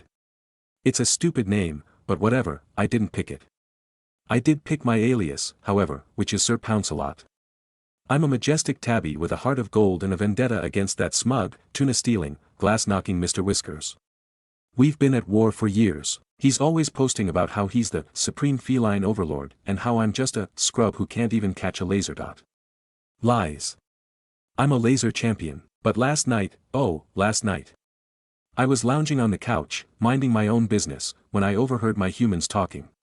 My female human was yelling something about Mr. Whiskers and 3 years of lies. Naturally, I perked up because, hello, that's my nemesis. Then I heard my male human say, I didn't think you'd find out like this. Find out what, human? Curiosity got the better of me, as it always does, so I hopped onto the table and peeked at the laptop. And there it was. The truth. My human, the same guy who feeds me, scratches my ears, and occasionally trips over me in the dark, has been pretending to be Mr. Whiskers this whole time. I can't even. All those late-night typing sessions. Not work emails. He was crafting sassy cat posts. All those times he laughed at his phone. He was probably reading fanfiction about our epic rivalry. And the worst part? He's been feeding me this whole time while also trash-talking me online. The audacity, I don't know what to do. Do I stop eating his food out of protest? Do I start knocking things off the counter to assert dominance? Do I create my own account and post embarrassing videos of him singing in the shower? Yes, I have footage. Yes, it's horrifying. I feel betrayed. I feel confused. I feel hungry. But mostly betrayed. P.S. If Mr. Whiskers, aka my human, is reading this, I know where you sleep. And I have claws. Stories number 11. I 16, M, have a 4-month-old daughter, ex-girlfriend wants to go to college and I am worried. Before anyone says anything, yes I knew about condoms, I was just dumb. My parents divorced when I was 10 but lived primarily with my mom. Tiffany's, 16, parents are together. When our parents found out she was pregnant her parents kicked her out and my mom kicked me out. So now we live with my dad. During the pregnancy my dad took my mom to court and got primary sole custody. I know what this means because I had to go to court for my daughter. He sued Tiffany's parents for legal guardianship and they now pay child support for her and they are pissed and refuse to talk to us. I am in my bedroom and my daughter is in her bedroom and my ex is in the guest room that is now hers. My dad made a deal with us. We live with him until 18 with no rent payment. At 18 we need to decide what it is we do. I wasn't really that good in school and Tiffany is an A student. So I took my GED and my dad got me into welding school. I finish in 2 months. I also work full-time so I do welding school at night. Tiffany goes to school and works on the weekends at Wendy's. This whole thing is a huge ordeal. We literally have no life. My dad helps but not that much because he feels it's our responsibility, which I agree but still sucks. I work 6 a.m. to 3 p.m. at a warehouse and go to school from 6 p.m. to 10 p.m. Tiffany is home by 2:30 and picks up our daughter from daycare. We help each other a lot and then I head off to school and she stays with her at home until I get home and do it all over again day after day. When our daughter was born my dad made us go to court. We have 50-50 and I don't pay child support because she lives with us. Because I work full-time I can get healthcare for my daughter and myself and that sucks. It costs me $300 a month and daycare is $400 a week. Literally Tiffany works just so we can pay for daycare and I pay for everything else. When we are short for cash my dad will help because he sees we are trying. My dad has been our rock. When we are tired and exhausted he will step in and give us a break here and there, but he makes sure we have everything we need and keeps us motivated. Tiffany wants to apply to college soon and I am worried because I don't want to keep living with her and I don't think I can keep our daughter full-time as a welder working 12-hour shifts. But she says she will start at community college and work but wants to stay with us living together since it's easier. Since I will be working and it will be best for us to stay with my dad. But my dad said at 18 we have to pay rent. She doesn't mind but I don't want to keep living with her because we aren't together. I am unsure how to tell her this. My dad thinks she should stay with us as long as she is a full-time student to finish her degree because I am already getting my career. I just feel that all this is unfair because the burden is on me. I guess I am ranting because I am scared and unsure of what all this means. Edit, I guess my thing about her living with us is that we are more like siblings now. We get along and joke and stuff but since she is my ex I feel weirded out by it. Maybe I need to take a breather since everyone is saying it's a good thing. Also I needed to hear it from other people and not just my dad and he is pretty solid and I should thank him, maybe take him for dinner or something. Second edit, my dad isn't kicking us out at 18, but he wants us to be realistic to the world and pay bills. The money he gets from Tiffany's parents he just gives it to her. She is saving up money for a car and uses other money for her specific foods and clothes. Before I became a dad my dad always wanted me to live with him at 18 and figure it out and stay with him and save money to buy a house. When he found out I was going to be a dad he wasn't mad but disappointed and said everything has to change. He also is paying for my welding school of $20,000 and he bought me my car but I do have to pay my own insurance. He does help as long as he sees we are trying and not being lazy. When school recently started he took my daughter to daycare every morning and helped Tiffany with a routine to get school work done. Final edit, I have to get to class now. Tiffany wants to be a nurse or PA but the college told her nursing school is hard to get into and it's best to have a high school diploma, which is why she is still in high school and working the weekends. But someone mentioned a dual thing for community college and we will look into that. So we couldn't get daycare assistance because we are minors and they used my dad's salary. The funny thing is I can't open a checking account for myself because I am a minor but the bank allowed me to open a children's account for my daughter because I am her parent. LOL, the irony. I read every single comment and it's given me a different POV, and I guess college seems so far and I was counting years, but it's really not that bad. She is like a sister now, and those who asked, I doubt we will get back together. Honestly, I am not thinking about anything like that right now. I am too tired to think of a relationship or that type of future. Update 1. Why I feel like I need to update, but here it goes. Tiff and my dad went to the school and were able to get her enrolled in college courses because of her grades. She won't graduate H.S way too fast, but she will have enough to finish H.S hours by next December, so 6 months early. She reapplied for assistance. We got a voucher for daycare, so now it's $50 a week. She quit her job so she can focus on school, but she doesn't start college until spring, so that's cool. It gives her some time. She still wants to be a nurse, so that's cool too. I got a new job that pays more as a forklift operator and will give me an internship for welding, which I won't be able to start until November-December until I finish my classes, and then I have to do a 2-month internship, but they are paying me really good. I started Monday. My dad and I had a long talk about my fears and he reassured me that it's okay to be scared, but we have a game plan. He is fixing up the basement to make 2 bedrooms and a living room like a little apartment because he said Tiff and I will need space as we grow. He wants me to buy the house when I am 18 like he did with his parents, and he will help me pay it as long as Tiff gets to stay until she finishes college and let her make her own choice. We all agreed this is the best option and we are all really much happier now. I guess I just needed to let it out. Tiff and I are great while being parents is hard, but it's been good now that we feel a bit more secure.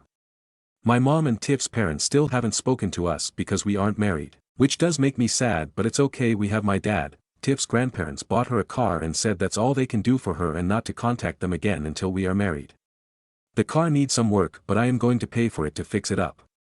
It needs brakes, suspension and some regular maintenance. My dad finally told me what all happened and I didn't know, but it made me open my eyes to all of this.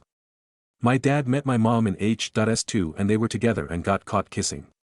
Since my mom's family are Baptist, they forced my dad to marry her. I didn't know in Missouri parents can marry their kids at 15, which is why my dad has been so protective. They were going to marry Tiff and I because she was pregnant, and when my dad stepped in they couldn't do it. My mom and Tiff's dad went and got a license for us and were going to marry us in their church. I guess I wouldn't have minded marrying Tiff, but I would rather do it later. But yeah, that's why they aren't talking to us. My dad did say if that happened he would help us get it annulled, but we have no intentions of speaking to them right now. He explained that Tiff is stuck, and while I might be afraid, she is even more afraid because she has no one and I need to reassure her we are here for her as a family. I guess I couldn't see it that way, and it's good that I talked to him. I hugged my dad and I have been hugging him every day now, and it's nice. It's made us closer. All of this information made me pretty sad and grateful at the same time, and it helped Tiff and I really start talking more. Like we talked, but we didn't talk, and I didn't know she was scared too. We are now doing days for us to be kids, as my dad says. So we both hang out with our friends who still talk to us at least once a week, and Tiff and I do a lot of stuff on the weekends now that she doesn't work.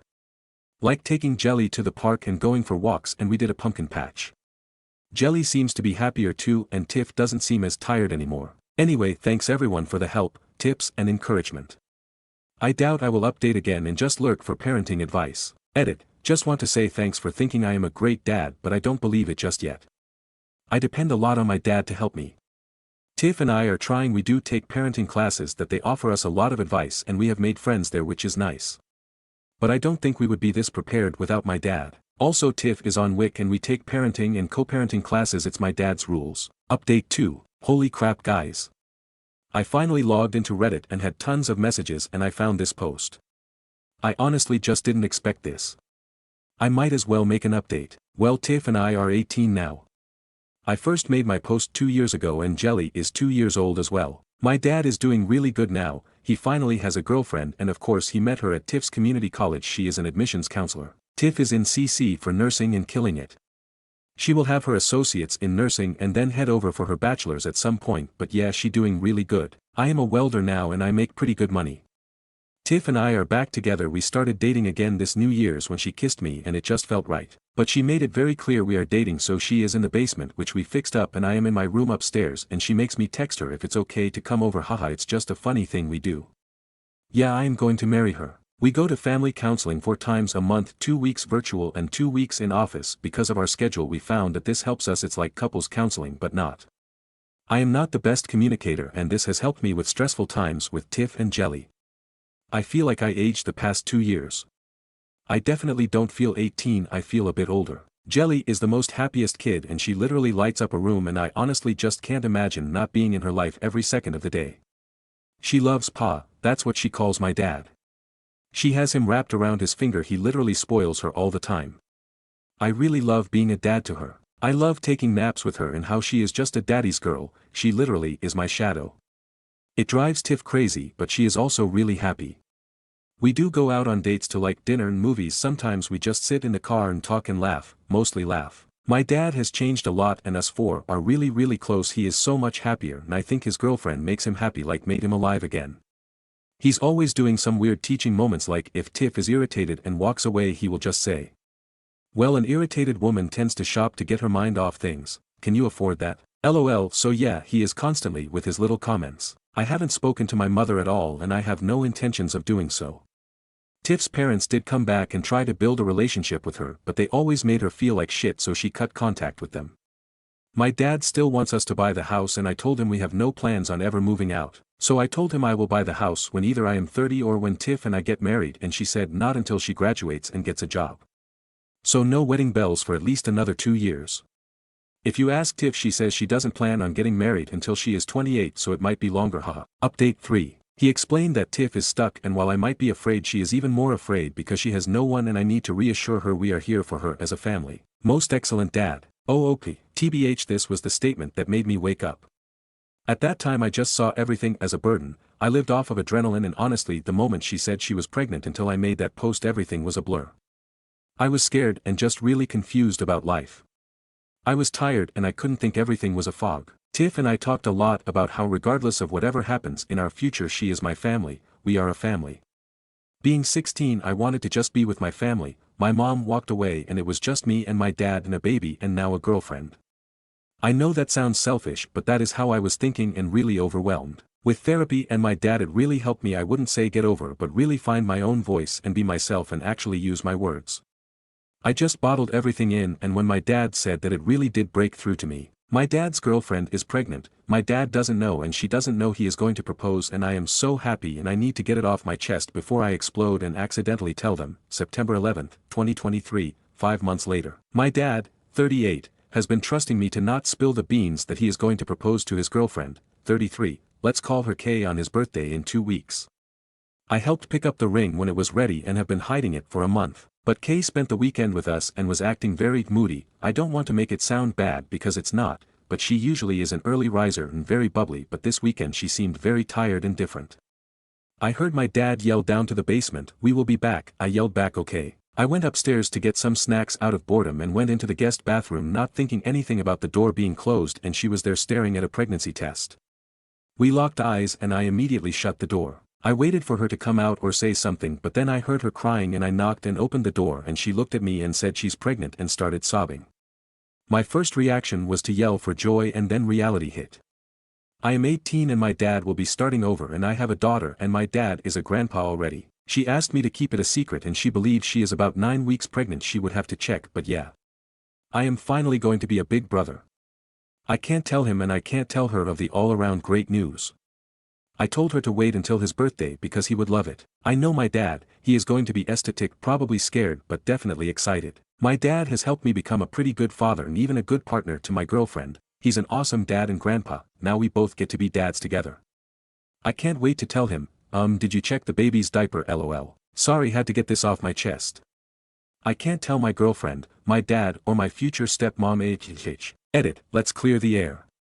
She is happy to be pregnant and overwhelmed. She was sobbing because she didn't think it could happen because she was with her ex for 6 years and never got pregnant.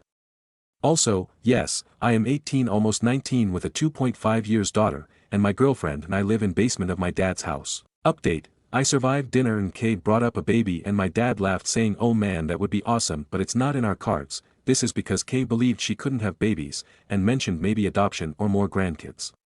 Side note, he will have to wait a long time for more grandkids. I learned my lesson. We discussed my dad's birthday and Kay's mom is going to make his favorite dish, enchiladas, and it's going to be at the house after we convinced my dad to have a small party with Kay's parents and siblings, us and a few of his close friends.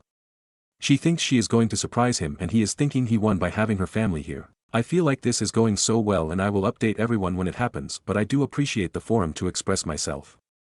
I am not on Reddit very often as I am switching from 410s to second shift and in training of second shift stuff. Update. The past 2 weeks has been hell to keep all this in and not accidentally tell anyone anything.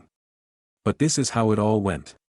It took me a while to make this update because I have been in my feels. Monday my dad tried to sleep in like usual but my daughter was not having it, so we made him breakfast in bed and they watched Disney movies and danced until 11 a.m. The rest of the day I spent cleaning the house and prepping for everyone. My girlfriend Tiff went to go pick up Kay's parents at 330 and were at the house by 4. Kay showed up around 430. Just some info, Kay's parents are older and live with her at her house so they can save their money from working to retire faster and possibly spend the winters in warmer climate and summers here with Kay. Dinner was amazing and we all had a great time, and Jelly was definitely stealing the spotlight trying to help blow out Pa's candles, but he didn't mind so much. The whole time my heart was racing and I was trying to figure out how to help my dad propose and help Kay tell him. So the way it happened was that my dad put the engagement ring in a gift bag to make it look like it was a gift to him, and he planned on opening it last to surprise her. She planned on her gift having the ultrasound picture last to surprise him. As you see, this wasn't working because they were both adamant on which gift being last. Again, I am struggling trying to middleman because he wasn't listening and I didn't want her to get upset. So we finally convinced him to open Kay's present before his. Arguing with the birthday boy was giving me dirty looks from everyone and Tiff ended up elbowing me in my ribs to cut it out.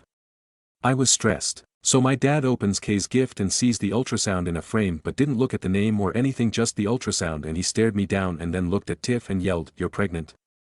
I'm having another grandbaby." Literally he yelled it so loud, everyone yelled congrats and Tiff yelled back fuck no. The look of confusion on everyone's face and Kay over there snort laughing and said, "No, I'm pregnant."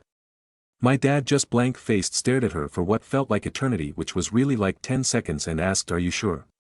She said yes and showed her name on the ultrasound, and that's when my dad just started crying and hugging her. He was so happy and his hands were shaking and he was hugging everyone saying he was going to be a dad again.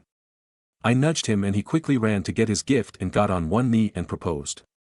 Now everyone is crying. Kay said yes, and honestly we probably could have cured some land drought with all the tears in the room. Kay's mom almost had a heart attack and her dad couldn't stop hugging Kay and my dad. Tiff was surprised I kept this for so long and didn't even tell her.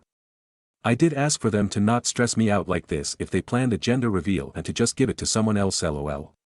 The stress from all this literally made me nauseous. Here is where I am in my feels and why it took a while for me to write this. When my girlfriend was pregnant I didn't have that sense of joy and happiness and feeling like my dad did. He is so excited and now he is engaged and you can just see and feel it all over him. He wouldn't stop touching Kay's stomach and kissing her. When Tiff told me she was pregnant I was scared and wanted to run. I love my daughter and she is so awesome, but even going to the DR apps Tiff and I would cry after because how real it was and we weren't happy. I wouldn't change any of it, but some part of me feels robbed. Obviously this is our own fault, but that doesn't take away the feeling. Then the other portion of reality hit. Kay has her own house, her own family, my dad has us, but I have my own family now and this will change everything. When is he going to move in with her? Do I take over the mortgage payments? I planned on building my credit to get approved, but I thought I had time, but it seems like time was yesterday. What now about my family? She doesn't want to get married out of need but what happens if something happens to me? Where will they go? Where will my daughter live? How do I secure their future like my dad did for me? Anyway, I hope this was the update everyone was looking for. I just want to thank everyone for giving me strength to hold on to this secret. When I felt like I was going to explode I would just come back and read the comments. Update. So I have been receiving a lot of messages asking for an update, which is really wholesome but also feels weird to see my life on other SM platforms, and now Tiff has seen them. She said I need to keep this up, lol. So it's been 7 or 8 months. But Kay and my dad got married. He is living his best life ever, but of course it didn't come without drama from my mom. When she found out my dad was having another baby and getting married she completely flipped out. She started to call him to the point of harassment, but it didn't bother him until she went after Kay and that's when he shut it down. I am not sure what he did, but he drove over to her place and that was the last I heard about it. Morbius is that he threatened to show the church what she was doing and saying, which isn't very Christian-like, and that was enough for her. Kay is due really soon. She is 38 weeks pregnant and I will soon be a big brother to my little sister. On the other front, Tiff is kicking schools as she has been taking 5 classes a semester on a fast track for an ADN. If she keeps up this pace without burning herself out she should be done by early next year. After that she is going to take a gap year before pursuing her BSN, and in hopes that she can do it online and have the hospital do some type of tuition reimbursement so we don't have to pay out of pocket anymore. Jelly is doing great and will start pre-K this fall, and we are nervous since she has always been home with us and taken care of by us, that the idea of her being somewhere else and us not have full access to her is really scary. Work has been really great and I have made some really good friends there, and I have been considering going into the welders union for the benefits and future pension. My job though doesn't want me to join the union and have offered to pay me more money to not join, which to me screams red flag. My dad moved in with Kay and her parents. I have been paying half of the mortgage and the house bills. The goal is for me to buy the house from my dad in the next few years to relieve him of the burden of taking care of housing me and my family. Therapy is going great. We moved our couple's family therapy to once a month because during my individual therapy my therapist asked me to be evaluated for ADHD and depression. Which come to find out I do have ADHD, which makes a lot of sense especially when it comes to school and all my racing thoughts. I am now medicated and it's like my brain is awake. I have less outbursts, I am not as easily overwhelmed to the point of anxiety, and it's really helped Tiff and I a lot. It's easier for me to articulate my emotions now and not have them just fester and create chaos in my brain. I got into Wheel of Time series and I saw somewhere that the books are better and I read the first book. I have to admit this is the first time I can honestly say I read a book. Thinking about high school, I never read the chapters, one skimmed through them to get by. I can't express how much happier we are right now. Kay's parents have been the grandparents we always wished for, and they treat us with so much love and respect, and they just love Jelly so much they take her to the park and sometimes just stop by on Tiff and I to see how we are doing. We are constantly over there at Kay's place. We go there twice a week for dinner and Jelly can't wait to meet the baby. We are all excited. Tiff and I had some very serious conversations. While we are nowhere near ready to have another baby and or to get married, we both have agreed that we would revisit the idea of marriage and expanding our family when we are 25. We don't want to rush anything more than we already have, and she wants to focus on school and career. We did throw the idea of getting married for the benefits of in case something happens to me with life insurance, the house, etc., but my dad was able to help us with getting a lawyer to make a will and trust. Our main goal is to take care of Jelly, save money, and plan a family trip to Disney this summer. Relevant comments. Commenter 1, that's so exciting. Let Tiff know that we are all grateful for her telling you to do this.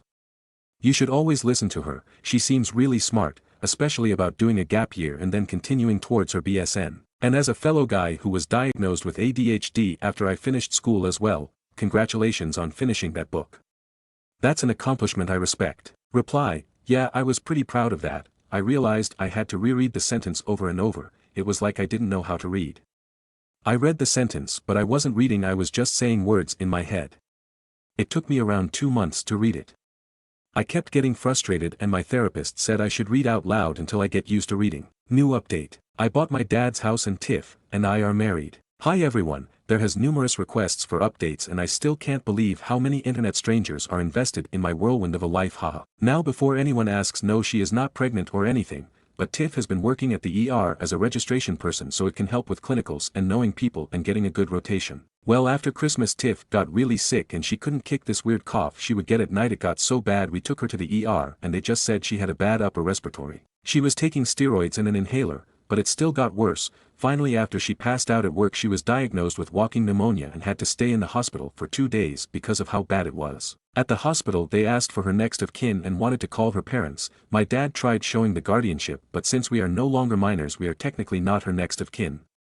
Thankfully she was able to speak enough to tell the hospital we were her family, but it really did give us a wake-up call. When she got home she still had some recovery and we started really talking about our future and where we are in life and how we really got snatched into adulthood. While we are happy together and we are in this to the wheels fall off, we really need to stop playing family. She did bring up all the legal stuff she learned at school, wills, advance directives, and something proxy, but it wasn't just about that as well. But we have a daughter, a life, and while it's 100% sooner than expected, we wanted to wait until we were 28 to 30 years old to get married. It was the right step for us. My dad sold me the house. We did owner finance, went through the title company and lawyers. Tiff and I decided to get married at the courthouse, but don't worry, I still properly proposed with a cameraman and I cleaned up very well, even wore a button-down shirt. For the courthouse, I did wear a suit and she did wear a dress. Our friends and family was there as well to make it as special as possible. We are planning to remarry in 2030 to have a nice wedding ceremony. We figure she will be done with school, maybe even be adult enough for a honeymoon. Regardless, we have 5 years to plan, lol. Since my dad moved out to live with Kay, it did change our relationship. We weren't under dad's house, even though he wasn't in our relationship like that, but not having a parent here really did change how we interact and it's helped us grow, but we are nowhere near properly adulting. Like I totally forgot to buy toilet paper and random things that were just always there lol. Now for my dad and Kay and my tiny big personality little sister, she is the best and her and Jelly absolutely love each other. I can't tell you how much seeing them gave us baby fever, but don't worry, we still shut that down real quick. While we feel a bit more financially stable and just stable overall, we are just not ready to be adulting to the point where we have 2 kids lol. Dad and Kay are so in love, it's ridiculously gross, but it's really nice seeing him happy. There's really not anything large happening other than trying to plan for some traveling. Going to Disney made us realize how much we are missing, and Jelly did so well, so we have some things on the 2025 traveling list, maybe road trips, but I don't have a beard yet and I feel like dad. Mom and kid road trip requires for the dad to have a beard to be taken seriously. Just a random thought. Relevant comments. Commenter 1, nah, road trips are not reserved exclusively for facial hair. However, you do have to make sure Jelly can manage being confined in a car seat for any length of time. Congrats on getting married and still having a plan. You're all doing a fabulous job. Honestly, adulting is hard even without parenthood. Lots of rites of passage, like forgetting to buy toilet paper. How's Jelly getting on now? Are you still in the same job? Just keep on keeping on. You already got this, you're smashing it. So lovely to be updated, thank you. Reply, Jelly is doing awesome. She has learned so much in such a short period of time, and we met some really cool parents from her class, so now we have people to hang out with. She is really sweet and just talks so much, it's non-stop from the time she wakes up to the time she goes to sleep. She is just a talker. I am at the same job. Welding is great, but I have still been contemplating manufacturing. It's cleaner and long-term won't destroy my body, according to Tiff. I do plan on looking around. I still have a lot to learn, so I think when I officially hit 5 years is the spot. The guys at work are fun. They took a while to really warm up to me, but now they are real quick to teach me all their tricks. Commenter 1, that's awesome. Little chatterbox, who does she get it from? And it's great you have found other cool parents to hang out with. Tiff's right, I think it's an industry which will take a long-term toll on your physical health, and you've got a great family you have to stay fighting fit for. But take all the learning you can. All the best. If it's cool with you, please do periodically let us know how you're all getting on. Reply, she definitely is far more talkative than us. She just says whatever is on her mind and have tons of questions. According to my dad, I was like this when I was a kid but slowed down when I got older. It's nice to just hear her in the background. When she stops talking we know she's into something lol. Commenter 2, congratulations to you and your little family. I've followed your story and it's fabulous to hear little updates from you. So please, things are going good. You guys are awesome, and I include your dad, Kay, and the little ones. Commenter 3, Naya, so happy for you, Tiff and Jelly. Congrats on the wedding. Glad to hear your dad and Kay are doing well too. And the other posters are right, you can absolutely road trip without a beard, smiley face. I'm sure you have lots of dad trivia you can share on the drive to get into full road trip dad mode. This is the lovely, happy updates I come to Reddit for. Stories number 12. My co-workers won't cut expenses. A few months ago we received an email from the big boss, head of our business unit, that we are entering a cost-cutting exercise due to business needs, and they need everyone to make efforts to ensure our costs expenses are as close to zero as possible. I'm in an internal role that doesn't deal with contracts, purchases, software licensing, travel, etc., so there's only a limited amount I can contribute to that cost cutting. But I've done what I can, e.g. I walked 5 miles with heavy equipment rather than take public transport, which the others did. I forgot to claim for overtime payments that I could have claimed, not in US so those laws don't apply, didn't claim mileage for driving 2 hours out of my way multiple times, etc. It's galling. Every month the department admin sends out the emails asking for overtime forms and travel expenses, and I know I have a lot I could claim and don't. We have to work late a couple of times a month due to client deadlines. The company usually orders food in, and I've gone on hunger strike, conspicuously refusing to eat or order, and working through while others eat the company-paid pizzas, etc. We know in advance when we'll have to stay late. Why didn't they bring their own food? Because I don't believe that's a legit business expense. I've tried to convince the others but without success. I've now asked to reduce my retirement contributions, matched by the company, which will save them thousands a year. I've indicated to HR that I want to opt out of the healthcare insurance at the next renewal date. I've done pretty much everything I can at this point other than asking for a pay cut, which I could. I'm senior, single, and have enough money, but I realize this could affect my prospects in the future, but I'm becoming more and more resentful of coworkers who haven't even considered the things I've done. They still submit overtime, travel expenses, etc. At some point we all have to pull together, but I feel like I'm the only one pulling. Allison's response. Relevant comments. I don't know the details of all their finances, of course. It's a big-ish company, with business units, but my assumption is that we need to cut costs because the alternative down the line is that the business unit gets deemed not financially viable and shut down, outsourced, laid off in some other way. I feel like we all should be contributing as much as we can to make sure that doesn't happen, as the alternative may be to have no job at all. Someone said it's ridiculous that OP walked miles with heavy equipment. It was in my own time, start and end of the day, had to leave the house earlier and get back later, but I don't have anything to leave or get back to, so ultimately it's just 2 hours less spent playing a game or similar. No work hours were lost, I still worked the full day. More than the others actually, as I did emails and stuff later. Regarding OP's seniority in the company. By senior, I meant I'm a senior widget analyst and the rest of the team are junior standard trainee widget analysts, so I'm not their boss but do earn a bit more as I'm a go-to person with questions about widgets. They and I report to the same boss. I'm mid-30s and have worked here about 5 years. Update post. A couple of months after writing the letter to you, about 8 to 9 months after receiving the original email, we were pulled into an all-staff meeting, for this business unit, at short notice, which was headed by our overall boss and a couple of other big bosses, with representatives from HR present. A few different senior people spoke for a few minutes each, but the gist of it was that they had been undertaking an audit of how much it costs to carry out our usual business activities, how much we were able to cut costs by, etc. After analyzing all of it, they had concluded that it wasn't profitable the way it was going, and so further action would have to be taken. We would now be entering a review period of how we could make efficiencies. An outsourcing consultancy company would be doing those reviews. Well, the further action turned out to be that they were going to lay off about half, out of 80 or so, of the staff in this business unit. We went through a process of individual interviews of what we do, how we interact with others, etc., and the outsourcing company recorded all this. Then they came back with their recommendation to lay off about half the staff. I was one of the lucky people who got to keep their job. The urge to say, "I told you so," to the laid-off others for not putting more thought into cutting their own costs was strong, but I zipped it. But I put "lucky" in quotes, because in retrospect they were the lucky ones to be let go with severance pay, whereas the outsourcing thing didn't work out so well and those of us remaining were landed with the workload of the people who had been laid off, as well as hand-holding the outsourcers. There were many long days, weekends, etc. All unpaid, of course. Unfortunately, most of the laid-off people who I am in contact with still don't have new jobs to go to.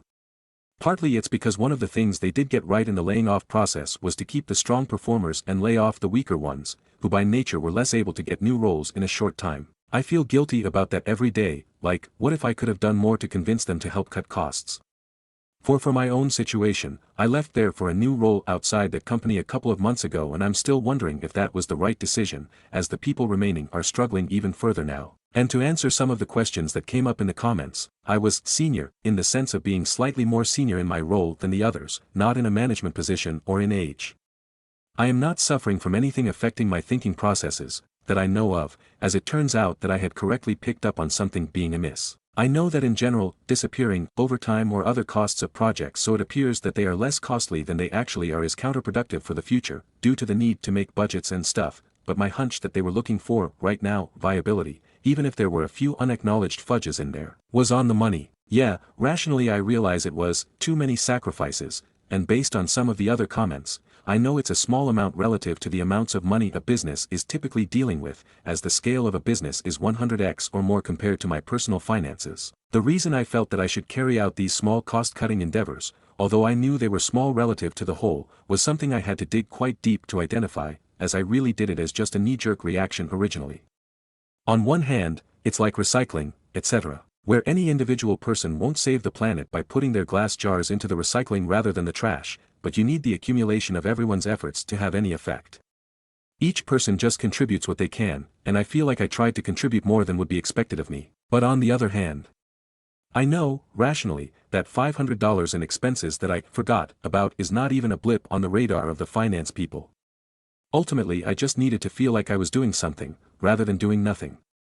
I had been making the others feel guilty about not cutting their own retirement contributions, etc. But I saw then that that could be seen as bullying behavior.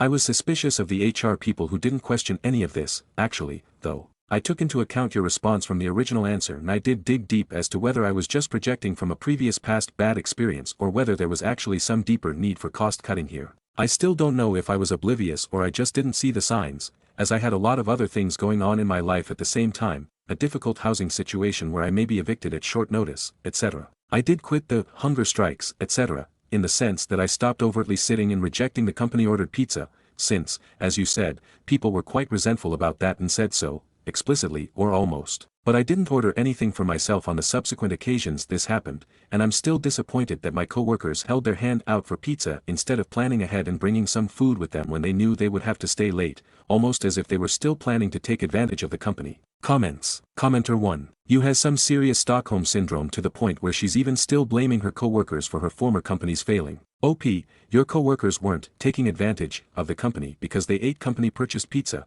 Your company was taking advantage of all of you by not getting their financial affairs in order sooner and then guilt-tripping you all about it later. Commenter 2. Oh my god, she tried to get people to cut their medical insurance. You need to take a moment to reconsider your priorities. Bullying people into cutting their, potentially life-saving, benefits is not only not going to save a company, it puts literally everyone who does it at massive financial and health risk. Commenter 3. OP was on the verge of eviction and still let $500 of business expenses come out of their pocket. That's a little bizarre. Commenter 4. I see that you've done some thinking, but to be honest, you still have a long way to go, in my opinion. Obviously the company was in trouble, but your instinct to say, I told you so, was totally the wrong thing, so I'm glad you zipped it. Given what you describe, it would not have made a difference. Both because the deficit was so deep, and because your company was clearly not any good at managing the situation reasonably or effectively. Also, why on earth are you ruminating on your choice to move? If your former company decided to save some more money by not filling your job, then that's on them. And that's who your former coworkers should resent. Not you. Lastly, you really need to reframe your really judgmental view of people who handle the situation differently than you and expect a company to meet extra effort with a little help in ameliorating the effects. Your indignation at people holding out their hands, what an ugly term. Rather than planning and bringing extra food when they are being expected to work late makes no sense. When people are working long hours, it is quite reasonable for them to want to have something fresh, hot and tasty. That's not unreasonable, it's simply a way to make a difficult situation more tolerable. I just want to point out that all of this speaks not only to your personal situation, but your ability to grow in your career. If you ever want to be in any sort of position of authority or management, you need to leave go of this mindset. To effectively run a company, you need to pay people reasonably, pay them for all their work, cover all genuine business expenses and make a real effort to ameliorate issues that crop up, such as, but not limited, providing hot meals if people need to work long hours. If you balk at any of these as a manager or as someone with any input into management, you will not be a good manager, and that's putting it mildly. Stories number 13. Entitled men leaving their drinks on our table didn't expect us to fight back until we did. So, I got into a fight with 2 people tonight. The reason in itself was very dumb, but God, I was just tired of it. I met up today with 2 friends, Clara and Jenny, fake names. We went out to a bar and sat on one of the tables outside. There was a TV on the bar, so there were many people watching a football match with different drinks. We got our drinks and after a while, a man came, left his drink on our table and left. We looked at each other like, what the hell, the bar is literally 5 feet apart and there weren't even that many people. He could have easily put his glass there instead of on our table, but whatever. We kept talking and drinking and after a while there was another man who left his finished drink at our table. I can leave this here, right? He asked, didn't even wait for our answer and left. Again, what the hell, we were annoyed, but whatever. Then, came a polite guy and he asked us if he could leave his drink on our table for a bit because he was waiting for a friend, it was cold and his hands were freezing. We said yeah, of course you can, man, no worries. He even offered to put it on the floor if it annoyed us, but we had no problem with it. Gave the drink to his friend, thanked us, then they left. And after a while, another drink was left in our table. The guy didn't even look at us, he just put it there and it was obvious it wasn't finished. So, I had enough. It may seem petty, but you aren't sitting in this table, therefore you don't use it. If he had asked us if he could leave it there for a moment like the previous guy, we would have had no problem, but he didn't. Rude. So, I took the drink, got up, walked towards him and offered it to him. Me, excuse me, this is yours. Him, what the is it bothering you that much? Me, yeah, it is. It hasn't been the first time and we aren't the bar. If you're finished with your drink, the bar is 5 feet apart from you. A friend of his took the man's drink and put both his and his friend's drink on our table to piss us off. So, I got up, grabbed the drinks and took them to the bar. I knew they weren't finished and I knew they'd be annoyed, but that's what happens when I run out of patience, I don't care anymore. They said I was being ridiculous while I walked away, and when I came back, Clara was yelling at one of them and tugging on one of the men's arm. I then saw she had my umbrella on her hand, and I realized that while I was returning the drinks, they had tried to steal my umbrella and Clara was getting it back for me. Jenny had been in shock, but at that she started arguing as well. They got more and more rude, saying how we had no manners when I had been nothing but polite with them. It was only when they yelled at us that we started to yell back at them. We kept telling them it wasn't their table and that if it was only for a moment they could have asked us and we wouldn't have minded at all. At one point, to piss us off, one of them got dirty cans that had been on the floor and put them on our table. I threw them away while still arguing with them.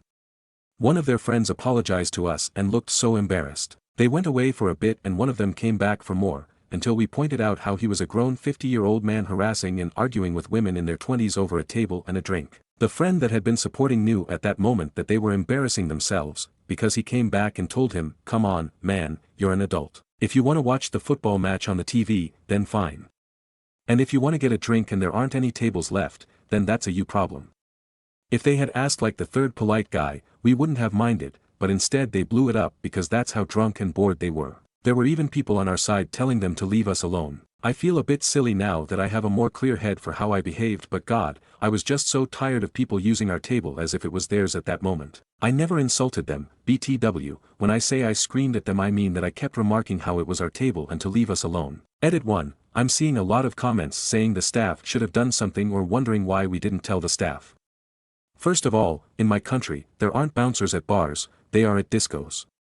The concept of drinking here is very different to the American one. In my country, it's very normal to see parents drinking peacefully at a bar while their children play on a nearby park, or for their children to join them and have a soda or a non-alcoholic drink. It's normal for people to be at a bar with friends at 11 a.m. on a Saturday and having a drink with them. Second, most people who were outside drinking would go to the bar, get the drink, pay for it, then leave and drink it outside. Finally, it was busier inside than outside and there weren't many workers, and the ones who were working were doing everything at once, with some of them acting as both waiters and as bartenders. It wasn't very crowded, but there were still a lot of people they had to take care of. They probably didn't even see nor hear what was going on outside due to how many people were inside. They were just two drunk idiotic men and we were able to handle them. It all happened pretty fast anyway. Edit 2, I've seen some people say that it's a public table. We weren't at the long bar table, where people usually leave their drinks so that the bartenders can get them from the other side to clean them. We were outside, at a small square table, and said table had 4 chairs for people to sit down on. Imagine you go to a restaurant to have lunch with your family, you get served your first plate and a stranger suddenly puts his drink on your table. That's the kind of table we were on, but smaller. Stories number 14, should I tell my friend? Badminton is a racket and shuttle game played on a court by 2 players or doubles teams. Popular in Asia. Easy sport to pick up and play for recreation, and can be played even in garden backyard as long as there are 2 rackets and shuttle. Recently, I found out that my office colleague, who is also a good friend of mine, is cheating on her husband. Her husband is also a friend of mine and we play badminton once in a while. Should I tell him about this? Comments. Commenter. Well, you can do it anonymously, dude deserves to know. Commenter 2. I would suggest to stay out it. You will look like a fool if they decide to reconcile post finding out. Things will become awkward when you're around. So either do it anonymously or just observe how all this pans out. Be the bigger person and don't embarrass them. Update. I posted here earlier about how I found out a friend of mine was cheating on her husband, who is also a distant friend of mine. He was sort of speechless about this for a while and he asked me to mind my own business. Now I feel so dumb for doing my bro a solid. Comments. Commenter 1. You did a great thing. Now it's up to him how he wants to deal with it. Commenter 2. He probably already knew and felt humiliated when you mentioned it. Commenter 3. Been there. Twice I notified friends regarding their cheating, and both times I was treated poorly. Lesson learned. Now I mind my own business. The friends I notified were not married. But both relationships progressed to marriages. Needless to say, I was not invited. One ended in divorce and the other continues, and it's been many years. Good for them. Commenter 4. Yes, people get pissed, and suppose you are single they will mostly blame you for being jealous and you might lose a friend too. Blame comes on us only, so better to stay away.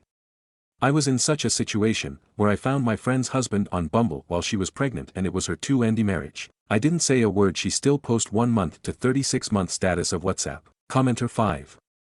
My friend married the guy who was constantly cheating on her this year.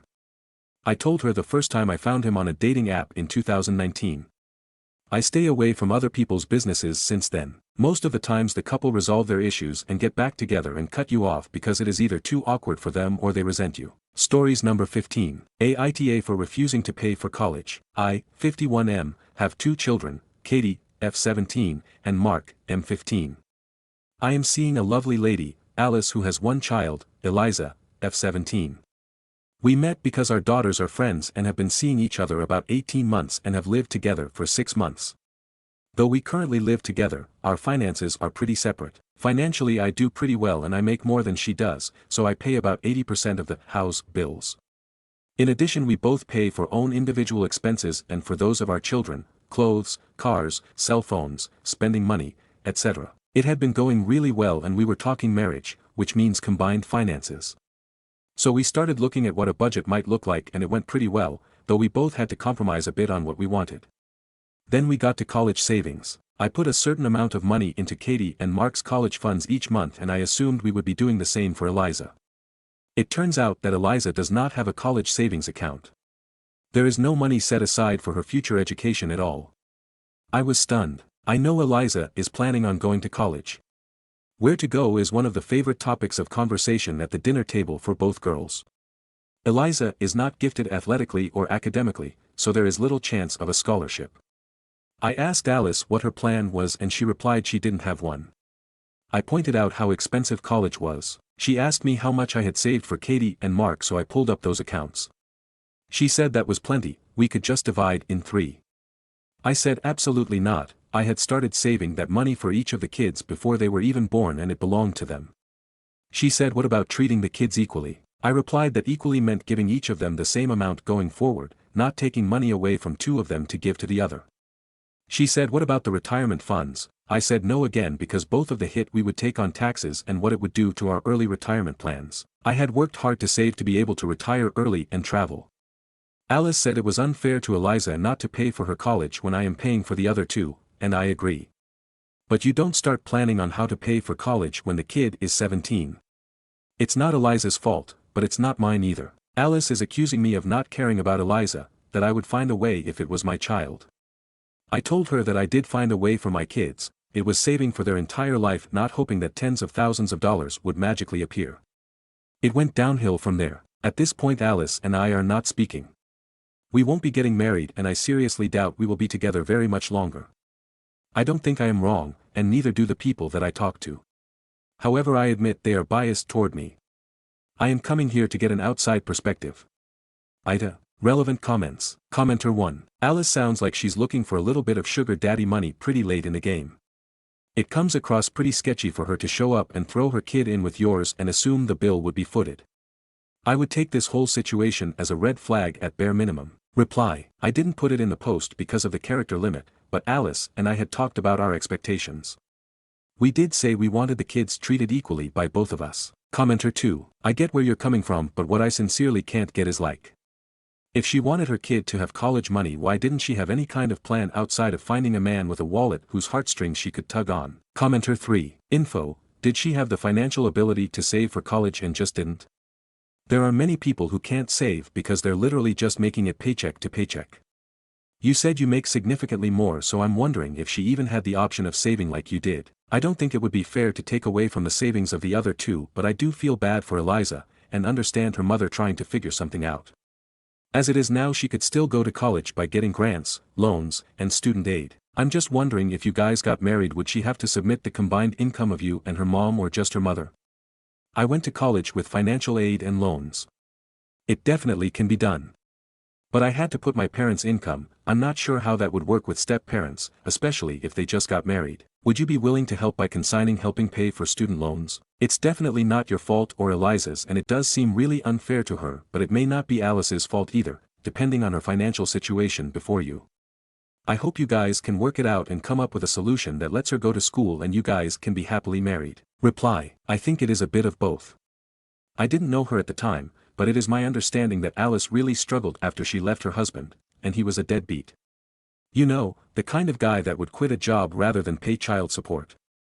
In the last 5 years or so, she changed jobs and things got better. By the time I met her, I think things were okay. We didn't talk about finances in detail, just at a high level. I made more than her, so I paid most of the joint bills when she moved in with me. That right there had to save her a pretty good chunk of money. She would buy expensive things for herself and Eliza, but I spoil my kids sometimes too. I just assumed, yeah, I know the cliché, that she had her finances under control. But during that time she didn't save anything for Eliza. I'm not an expert on financial aid. I had always known my kids wouldn't qualify for grants and I planned to pay the entire cost so they didn't have to get loans. I think it is the combined income of the household, but I'm not positive. If that is true, us not being together might actually be helpful to Eliza. One bright spot in this whole mess, I am not willing to co-sign. I got burned on that years ago. I would not co-sign for my children either. They, Eliza included, have all heard my spiel on the evils of co-signing. I was willing to contribute to Eliza's college fund just like I do for Katie and Mark. I am planning to keep contributing until their last semester. I do not want to take on debt. I'm pretty sure Alice and I are done. I try very hard to never make a decision while I am angry, so I am giving myself a few days to cool off. But I don't know that I can get past this. Commenter 4. Info. Does Eliza have a bio dad who may be able to help her? Reply. Eliza does have a bio dad, but he is not going to help her. She hasn't seen him in years. Commenter 5. NTA My only question to her would have been was how was she planning to pay before you came into the picture? Reply. I've asked as well, but got no answer. OOP adds more info about Alice. It is probably a combination of responsibility and opportunity. Alice has been a single mom to Eliza for about 10 years. I know she struggled for at least part of that time. Eliza's dad is a bit of deadbeat. However, I also know that Alice also spends a lot of money on non-essentials like designer clothing, shoes, etc. For the last 6 months we have lived together and her living expenses has gone way down because of it. She has bought clothing, for herself and Eliza, and stupidly expensive shoes, but still doesn't have a dime saved for Eliza's college. There is nothing wrong with treating yourself if you can afford it, but she was certainly not prioritizing Eliza's college education. And more about OOP and Eliza's relationship and helping with her tuition. But yes, I see your point. However, I wasn't in Eliza's life at all until 3 years ago. I didn't start seeing her mother until after that, and we have only been living in the same home for 6 months. College isn't something you fund in a year. Yes, I am better off financially than a lot of people, but I don't have a spare 20k, 40k a year laying around. I will not touch my children's accounts and I am not willing to dip into my retirement accounts. Update. Alice and Eliza moved out on the 1st. Our relationship is officially over, though it really ended when all of this first came to light. Alice and I were able to sit down together and develop a plan on how to move forward and how to tell the kids. Alice was not able to move out immediately, she needed to find a place she could afford in our same school district. Alice and Eliza finally had their long overdue conversation about the lack college savings and it did not go well at all. There was a lot of yelling and tears on both sides. I could hear the screaming from a different room. Eliza is barely speaking to her mother now. I spoke with Mark and Katie. They were both confused as to why Alice wouldn't tell Eliza that there weren't any savings and I couldn't help them with that. Katie, my sweet little girl, asked if she could give some of her fund to Eliza and I told her no. That money had been set aside for her and she is the only one it is going to be used for. She wasn't happy with that answer, but didn't fight me on it. All of the kids wanted to know if Alice and I were breaking up, and we told them yes. That Alice and Eliza would be moving out. We emphasized that we were breaking up because we found we weren't compatible, it had nothing to do with them. The kids were upset of course, though the girls were far more upset than Mark. They loved living in the same house together, and I told Eliza that she was still welcome to come over, just like she did before Alice and she moved in. That just because Alice and I weren't together didn't mean they didn't get to be friends. I did sit down and talk to Alice and Eliza about options for college. Some of what I learned was from the comments from my previous post, so thank you all. It turns out that there are actually experts on financial aid that you can go to that can help. They will explain loan options, and even help you apply for scholarships you might be eligible for. I paid for Alice and Eliza to talk to one. Eliza has amazed me through all of this. While she is furious with her mother, she is determined to still go to college and to accumulate as little debt as possible. She asked me to help her with her planning and I agreed. I think I am turning her into a spreadsheet junkie. She has also gotten an after-school job and is saving every penny she can. I think she is going to be okay. Stories number 16. Aita for threatening to kick my soon-to-be wife out of the house. My 30 years M and 27 years F fiancé have been together for 5 years now.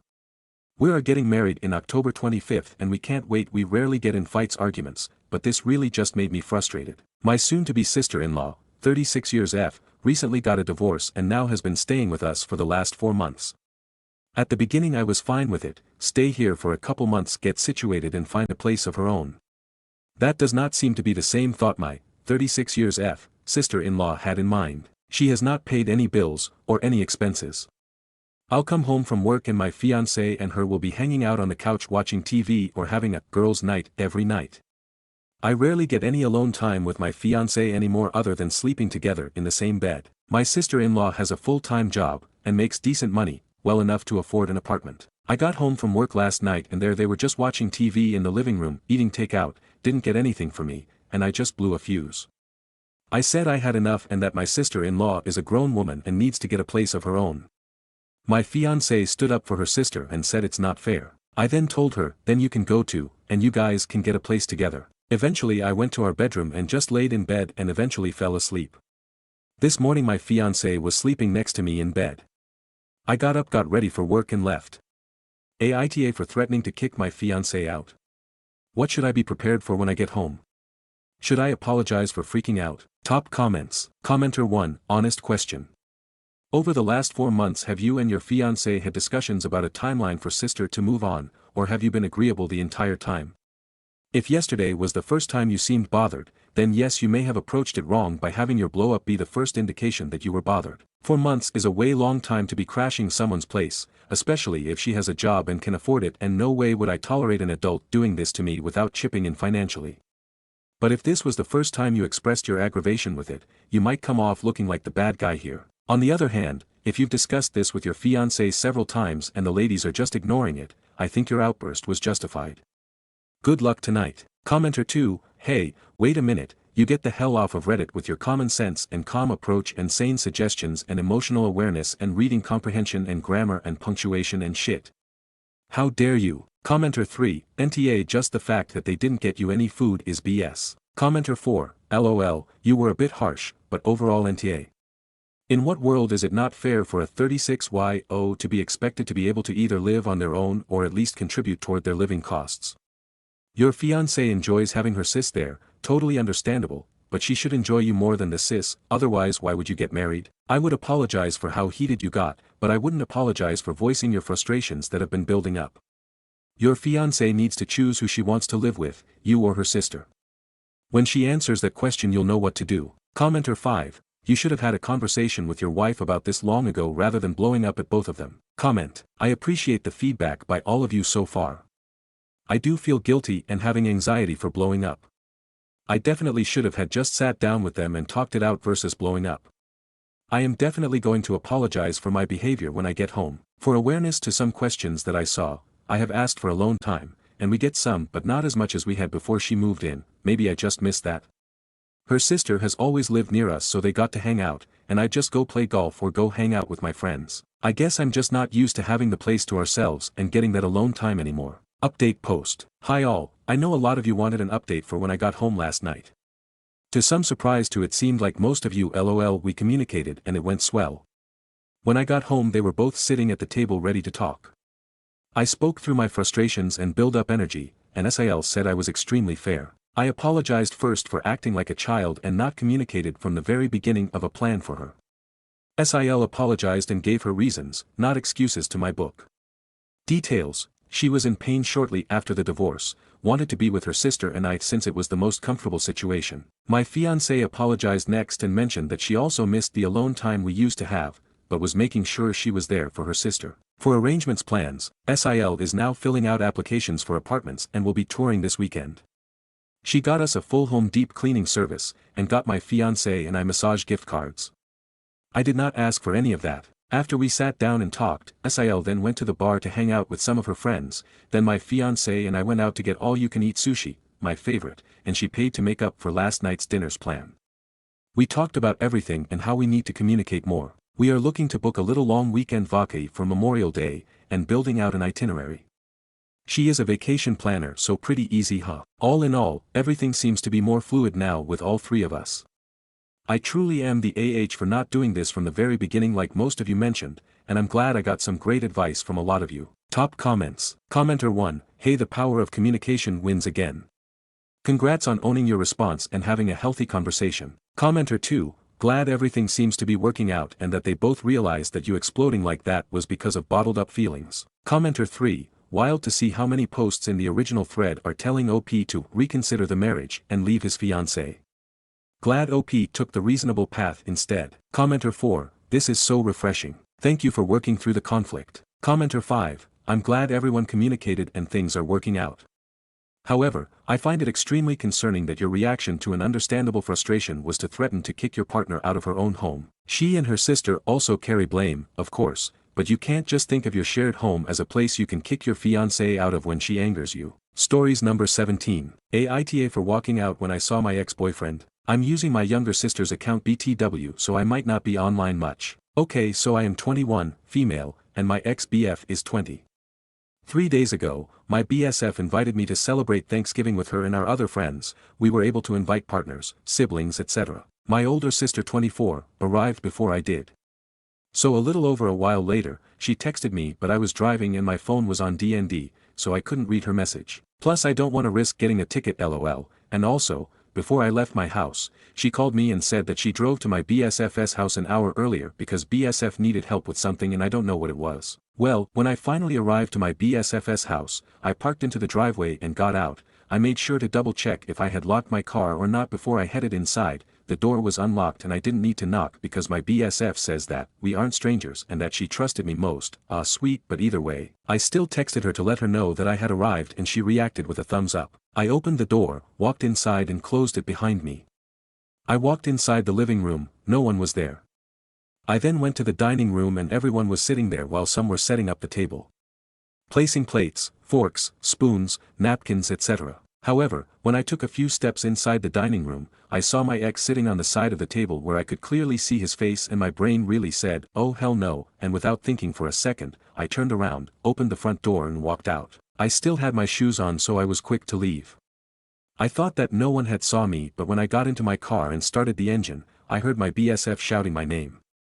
I know this might sound rude, but I didn't even glance at her and drove off immediately. I got a few texts from my BSF, but I didn't hear any notifications because I had my phone on DND, but when I did, I was already home and received like 10 plus messages from her and they were all pretty much the same. Hey, my name, why did you leave so suddenly? Dinner hasn't started yet and you're already gone. Where did you go? Did something urgent happen?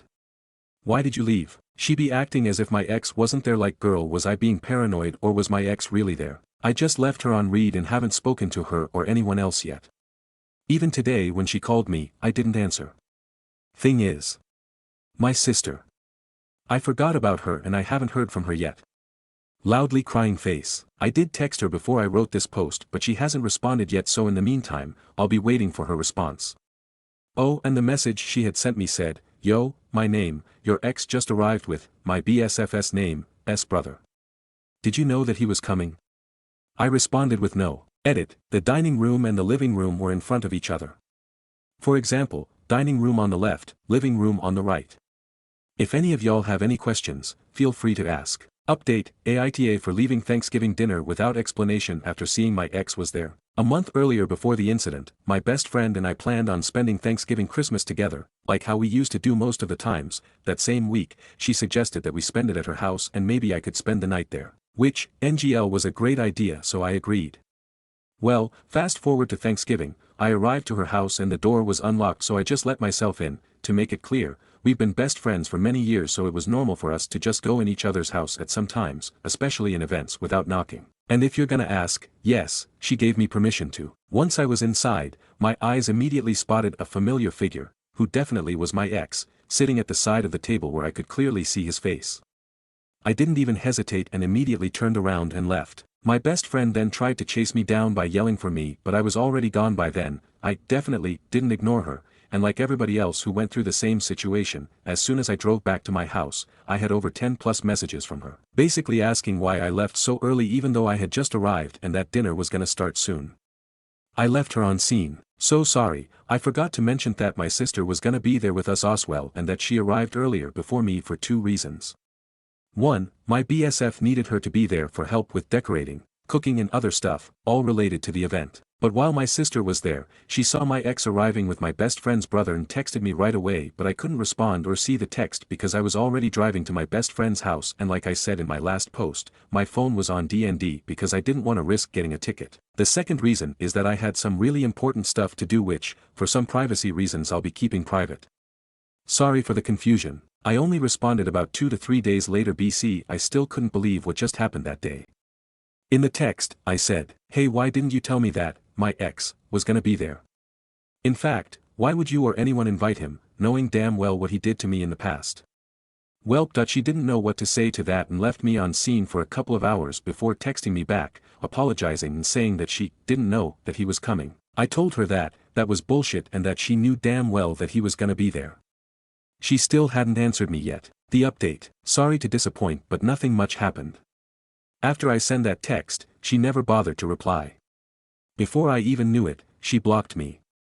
Why? Ick. Maybe she's hiding something from me. Ick, I shouldn't be saying that and suspecting her, considering us still being best friends, but I can't help it.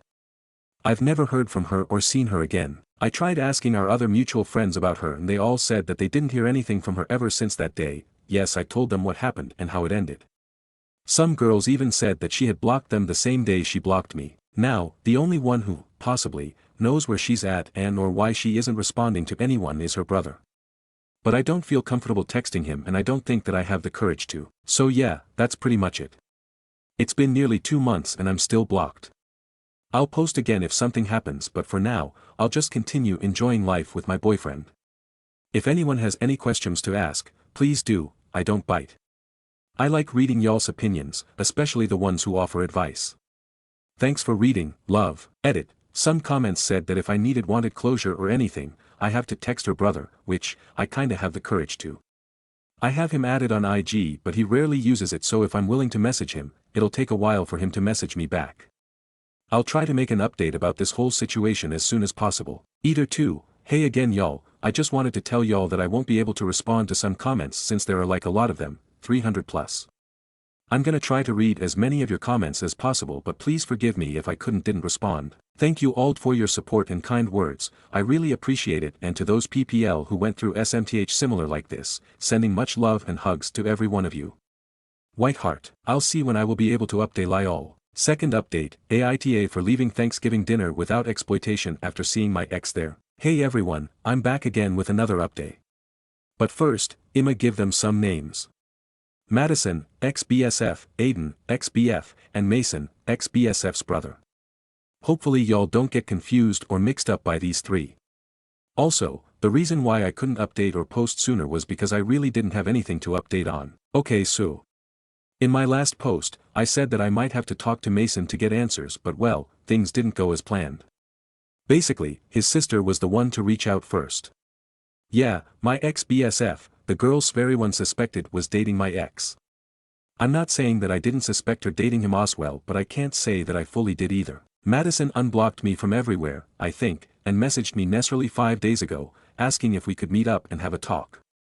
If I'm being honest, when I first saw her message my heart skipped a beat and it took me a few moments to realize if it was really her. No, because, YK, that one feeling when someone you haven't heard from in months or maybe even years, suddenly text you out of the blue. Yeah, that feeling. I agreed because well, I really wanted to know whether she and Aiden were dating or not. That thought was eating my brain. Earlier today we met at a regular cafe. We sat awkwardly in front of each other for a few moments that felt like hours. And then she started initiating small talks with me, asking how I've been and if I'm doing okay. No honey, I've been miserable.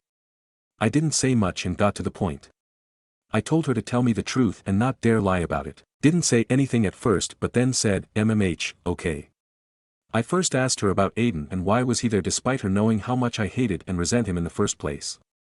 She let out a huge sigh like she just lost a whole competition and then said that she hoped that we'll reconcile eventually and forget about the past. No way. I just nodded, looked her in the eyes and then said, "Are you and Aiden dating?" She just stared at me. Like deep in my soul. I didn't know what to do, so I asked again. She tried avoiding that question by looking away and staying silent. It didn't stop me though. I told her, if you don't answer me, consider this the last time you'll ever talk to me. Let alone see me. I would have left either way. Dear Redditors, after some back and forth she admitted to it. They're dating. Continuing on, she looked at me and I could hear the hesitation in her voice. She confirmed it. I asked for how long and she legit said a little over a year, girl. No, I was for real shocked and speechless. I was like, what the fuck? And on top of that, she just casually said it. I decided to leave because I couldn't do it no more. I was disgusted and disappointed in her and I told her that. Her eyes started welling up with tears and then she started begging me to hear her out first, but I couldn't even look at her. Then, she started full on crying, so I just left her there. I'll move home. I blocked her and her brother on everything. I know I didn't share why me and my ex broke up or what happened between us, and I don't think that I'll ever will, because for me, I want to keep it private and it's still traumatic. I might share some details about it in the future. Maybe, maybe not. But I reassure you that it was really, really bad. This may not be the update y'all hoped for, but hopefully it is in the next one.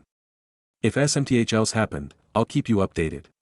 One last thing, if I didn't answer some of y'all's comments, I'm either busy, sleeping or at work.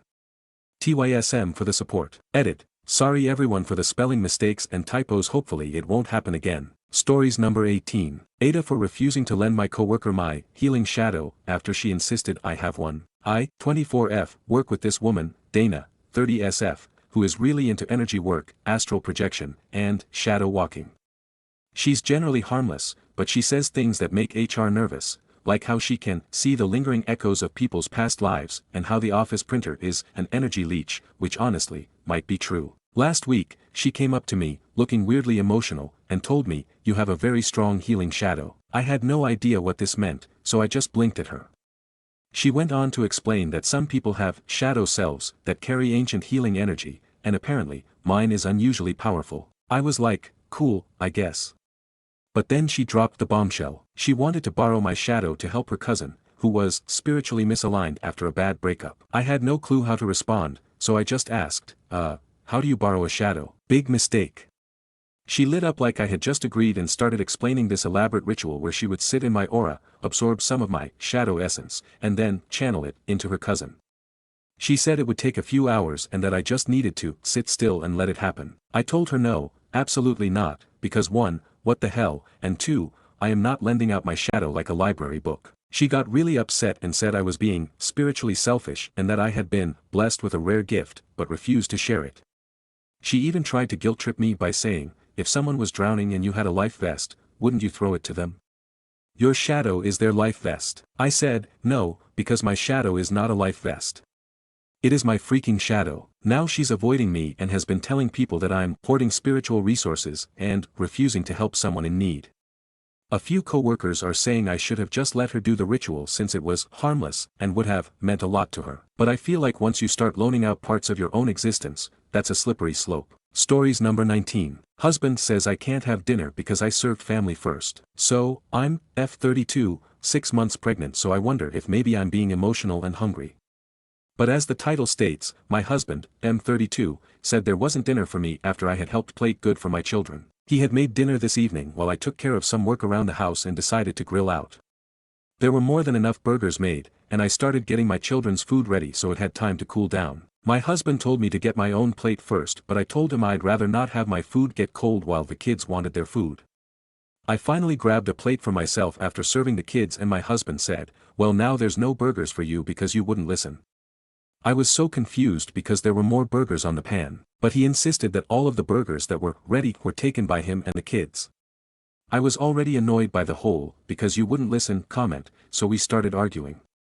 I walked away since he claimed there wasn't food for me and didn't want things to escalate in front of everyone. He followed me to the other room and blamed me for ruining dinner. I asked why none of the burgers at the table were for me, and he kept repeating he told me to get my food first.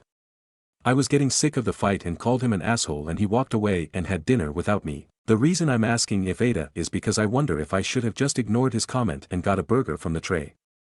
I also feel a little bad for walking away from the family dinner, especially since I am hungry. But I'm more mad hurt that he started talking to me like I was a child. And even if there weren't enough burgers, which isn't true, why wouldn't he offer me his? It seems like he was looking for a fight. But maybe I'm the one over-analyzing things and I should just grow up and eat dinner on my own and at least apologize for calling him an asshole. TLDR, my husband got mad because he says that I wasn't listening to him. I'm mad that he was being rude to me. Aita. Update for those with questions: despite my husband's comment, he was not stopping me from eating. There were enough for us all to have seconds. I chose to walk away. I was serving the kids first because I wanted some peace while eating my food that would hopefully be warm and not cold. Earlier in the day my husband had a reaction to something and had taken antihistamines. He insisted on making dinner still, and at one point as the day went on he said he was feeling dizzy. I told him to sit down and offered to serve what was cooked because I assumed he wasn't feeling well and wanted to help. He says he was telling me he had it and was frustrated that I didn't hear him. Apparently, he has apologized, but I think we have more to discuss. I appreciate those who have offered support and advice. I am treating myself tonight. Stories number 20. Aita for demanding that my husband and I go on video consenting to an opening relationship before allowing one. I've been debating about actually posting this for a while, but since I don't feel comfortable about discussing this with family or friends, I thought I'd come here anonymously. I, 35F, have been with my husband, 35M, since we were 15 in high school and married him at 25 after our first child was born. We are each other's only partner for everything, and I thought we were good until my husband told me that we weren't. It all started when our first child 10F was born and the dynamics of our relationship went through a shift.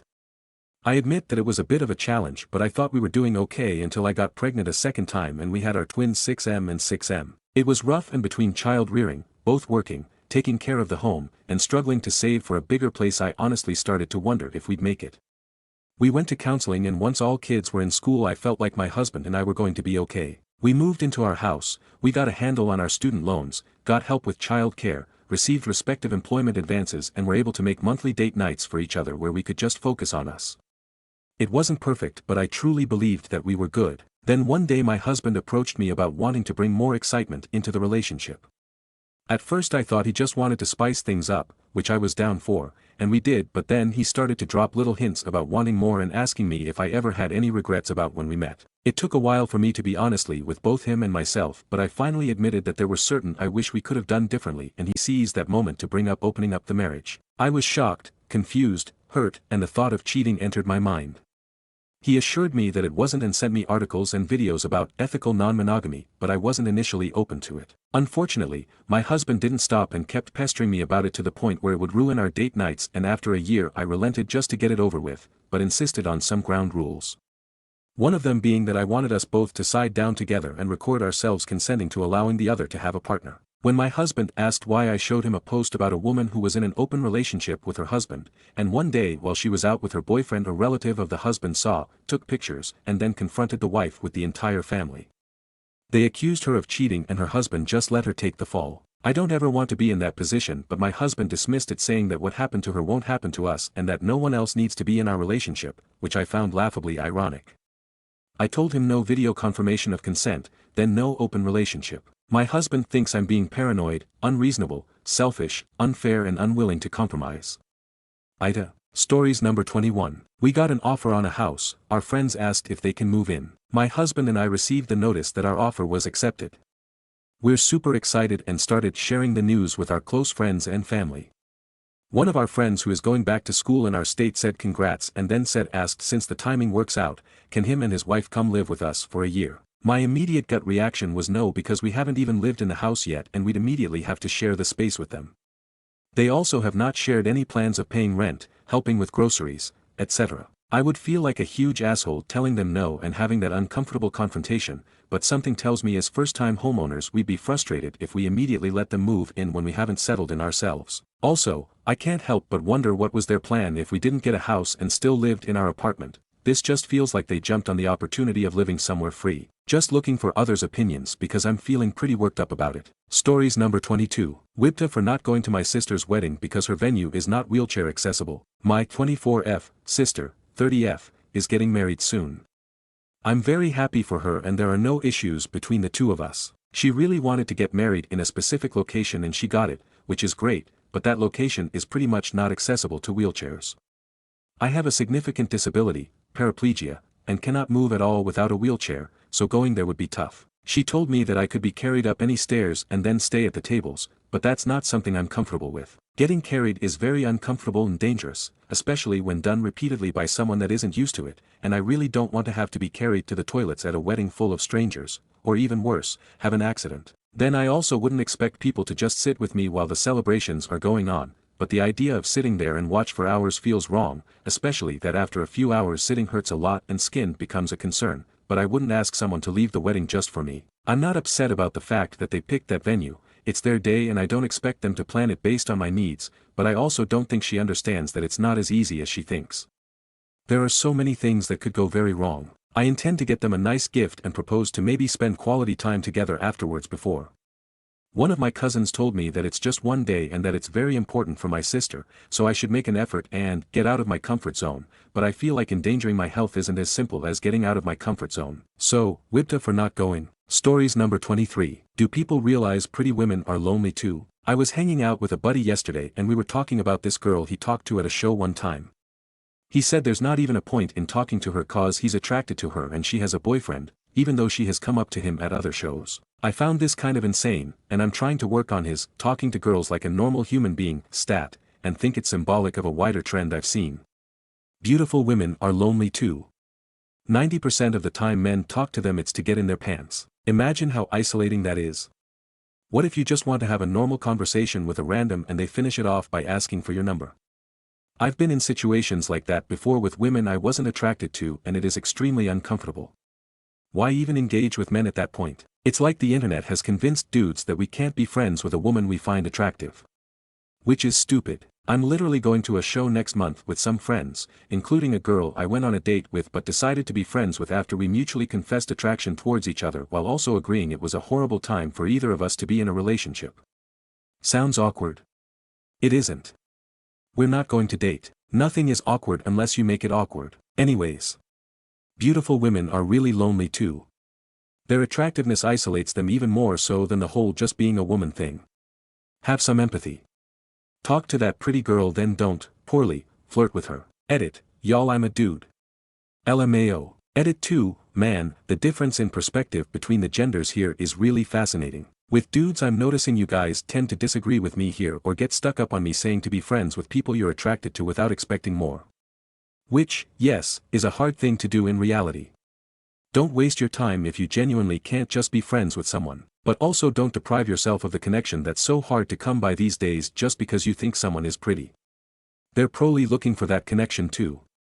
Who knows, maybe they have a single friend lol. With ladies y'all seem shocked that a man is empathizing with you.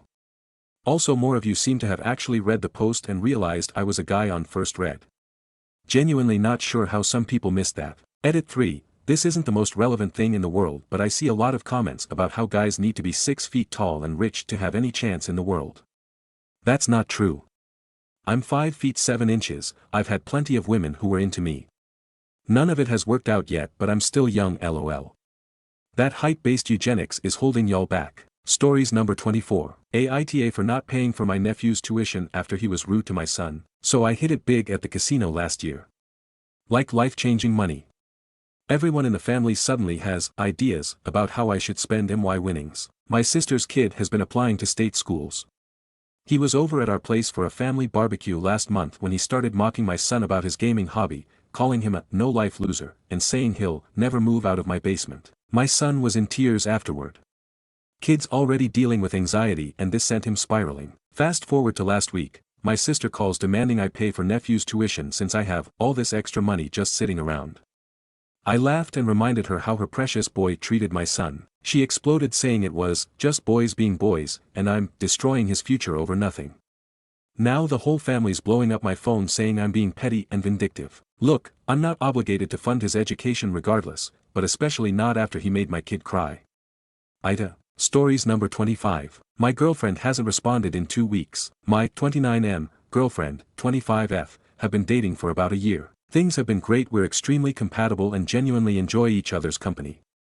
We have had clear communication and worked through any issues. We both lead busy lives so we don't see each other every day but we try and talk at least every couple days or so. I recently went away to take care of my elderly parents for about a month. Things were normal at first but a week in her replies to messages got wider apart and she hasn't answered calls. The last time she replied was 2 weeks ago. The weirdest part is she still sends me a daily Snapchat picture to keep our streak alive. I'm not bombarding her or smothering her, I give a day or two between attempts to give her space and see if she'll reply. I don't know what to do.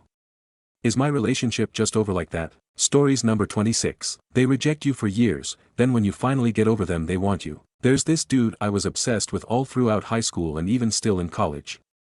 We were in the same circles, mutual friends type of thing. He was a very popular guy and always so nice to me and insanely attractive. Always thought he was the most handsome guy I've ever seen in my life. I would bake him cookies, never forgot his birthday and even bought him flowers. I would also turn up to almost all his football games to cheer him on, etc. That's how I was into this guy. He knew I liked him but he never ever looked at me that way. Always had his eyes on other girls. I was always just a friend. One day, I finally plucked up the courage to ask him out and he rejected me. Not in a rude way, he was very polite about it but it really hurt. Months would pass and then I would watch how he'd give all his attention to these other girls. Girls I knew were bad for him and even cheating on him. It hurt to see him get hurt. I left for college and still had these feelings for him but eventually moved on. Completely lost contact. I didn't speak or hear from him for a long time. Out of nowhere I ran into him at a party. Didn't know whether to walk over and say hello, but he walked right up to me and gave me a big hug. My God, he's still sexy AF. He was very drunk and kept telling me how beautiful I was but I just laughed because I knew it was just the alcohol talking. The very next day, he sent me a friend request on social media and has been liking almost all my pictures, commenting on them with a lot of compliments. He's even messaged me saying he would love to catch up and spend more time together, being very flirtatious. Like why now? All these years he knew I was into him and all of a sudden wants to pay attention to me. I don't know what to do here. Part of me loves it, he finally sees me, but the other part is like, fuck off, I'm not some last resort. Fall. Update. Firstly, thank you, everybody, for the thoughtful responses. Especially those speaking from personal experience or been in a similar situation. Appreciate you. I've decided I am going to meet up with him either for lunch or a coffee. I've come to the realization, I may have jumped the gun a little bit. I mean, I don't even know for sure what his actual intentions are here. Like he might just want to catch up as old friends and nothing more, and I might have read into his flirtiness and compliments too much. I've decided I don't want anything more with him beyond just a platonic friendship. I think seeing and hearing from him just brought out all these feelings from before and I've allowed emotion to take over logic. I still care for him and always will, so reconnecting again wouldn't be such a bad thing. I mean, he was my friend that I just happened to have a huge crush on. Should his intentions not be platonic, I've just gotta keep my dignity and go with what my head wants, not my stupid heart. Thank you. Stories number 27. Went out with an older guy and it absolutely sucked. I, F31, started going to a new gym for the last month and this guy, M46, came up to me last Friday and started a little small talk, etc. He asks me out for dinner and I agree. This is where it all goes downhill. At dinner, we talked about ourselves, dating, and then the topic of age came up and he was surprised when I told him my age. He said he couldn't believe I was 31 and assumed I was younger. I said yeah, I get that, but how old did you think I was? And he said, I thought you were 25 at most. Which icked me out, and then he asked me why I was still single at my age and confessed he normally dates women in their 20s because he connects with them more, and then the check came and he said if I wanted to go half. Whatever, I just wanted to get out and go home. But then he goes, well, do you want to go back to your place to end the night or mine and see if we can connect? I said no, I think this is where we end it, but thanks, and he looked so annoyed and said that's why he doesn't date women in their 30s. I normally prefer to date within my age and never gone out with an older man, but blah, after that date, that sucked.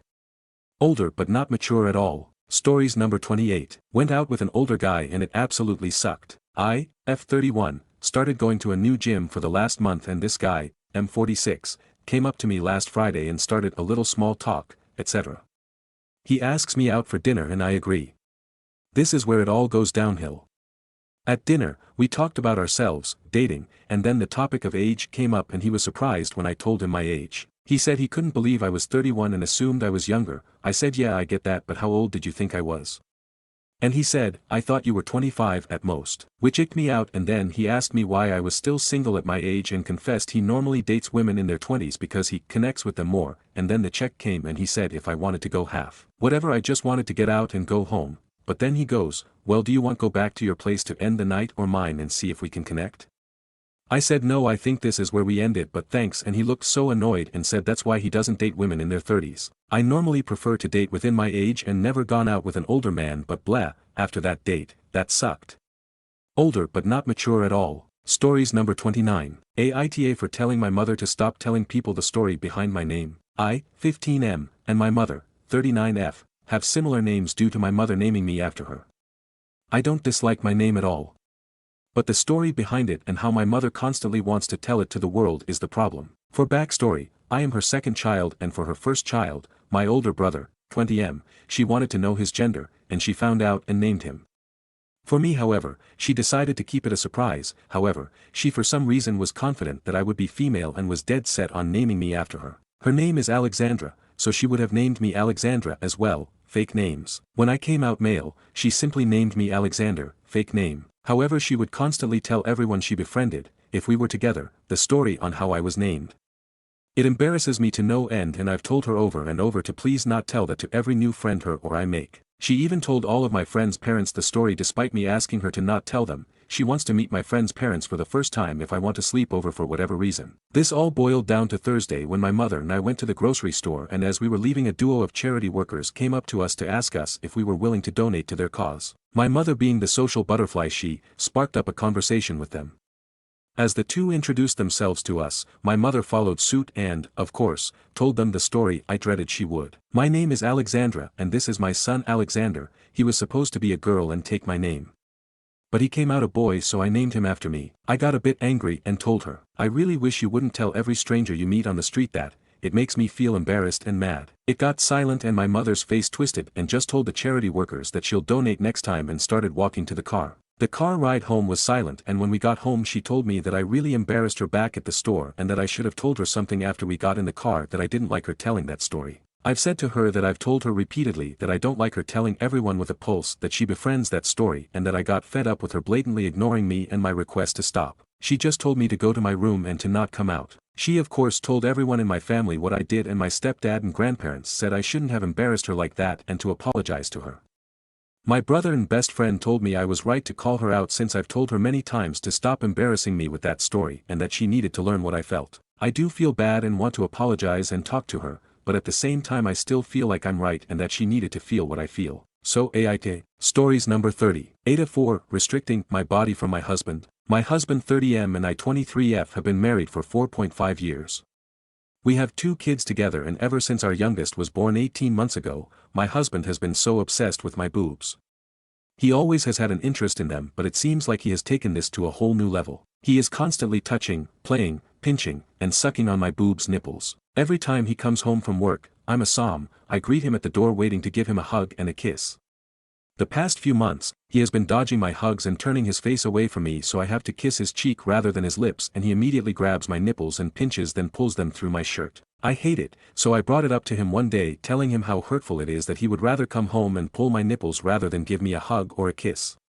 He then proceeds to tell me that my boobs are the only thing that makes him happy and I should be flattered he's still attracted to my body. I told him I don't want him touching my nipples anymore when he gets home, and if he keeps doing it, I won't greet him at the door anymore. He then gave me the silent treatment for 3 days. When he was finally ready to talk about it, he said that he has never once restricted his body from me and he feels like I don't love him because I've now restricted my body. I told him that I feel like he doesn't love me when he goes straight for my girls rather than kiss me. It's been a few weeks since that conversation, but he still guilt trips me sometimes, so I just need to know. Aita. Stories number 31. Got laid off with severance on the day I was going to resign. Monday, March 10th, 2025 will be the day I'll never forget in my life. Very exciting day. I got a new job offer on Friday and signed it the same day.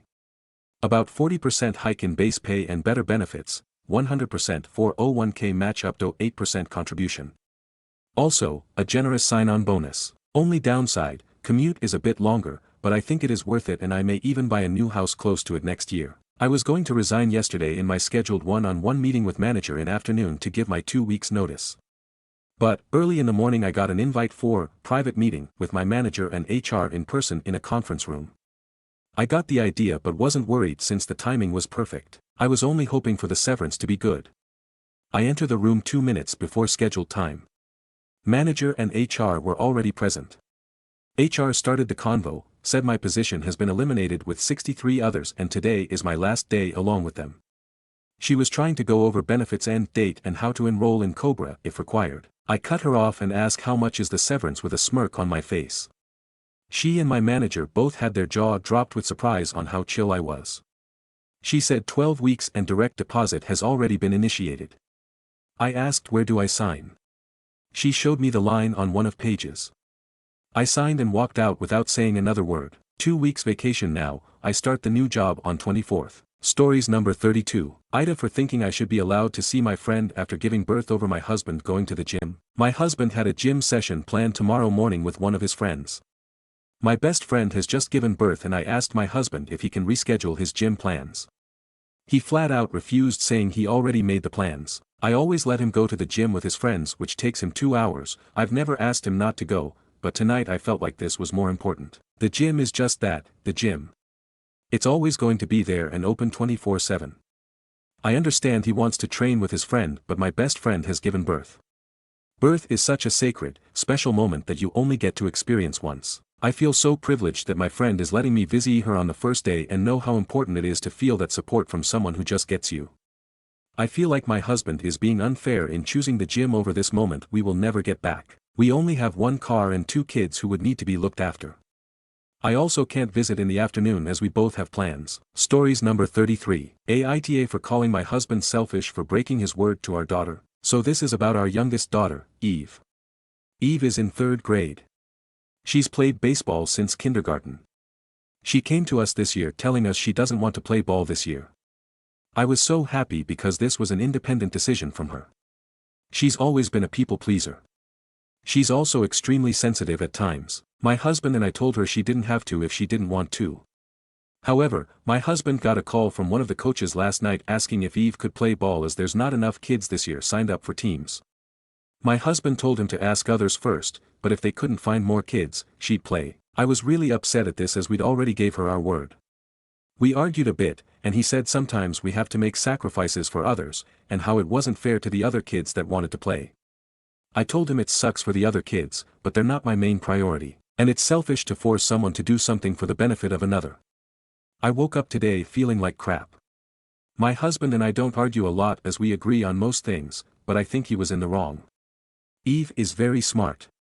She's a straight A student, but she's the type of person who will apologize if she thinks you're mad at her. I was so happy she had made an independent decision because it's a big step for a people pleaser. I'm scared this could set her back. The coach is supposed to call us back this weekend on whether they have enough players or not. So Aita for calling my husband selfish? Update, just got a call from my husband.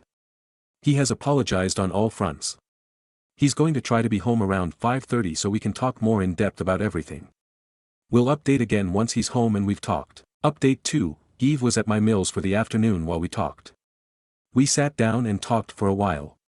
He admitted that as soon as the words were out of his mouth, he knew he was wrong.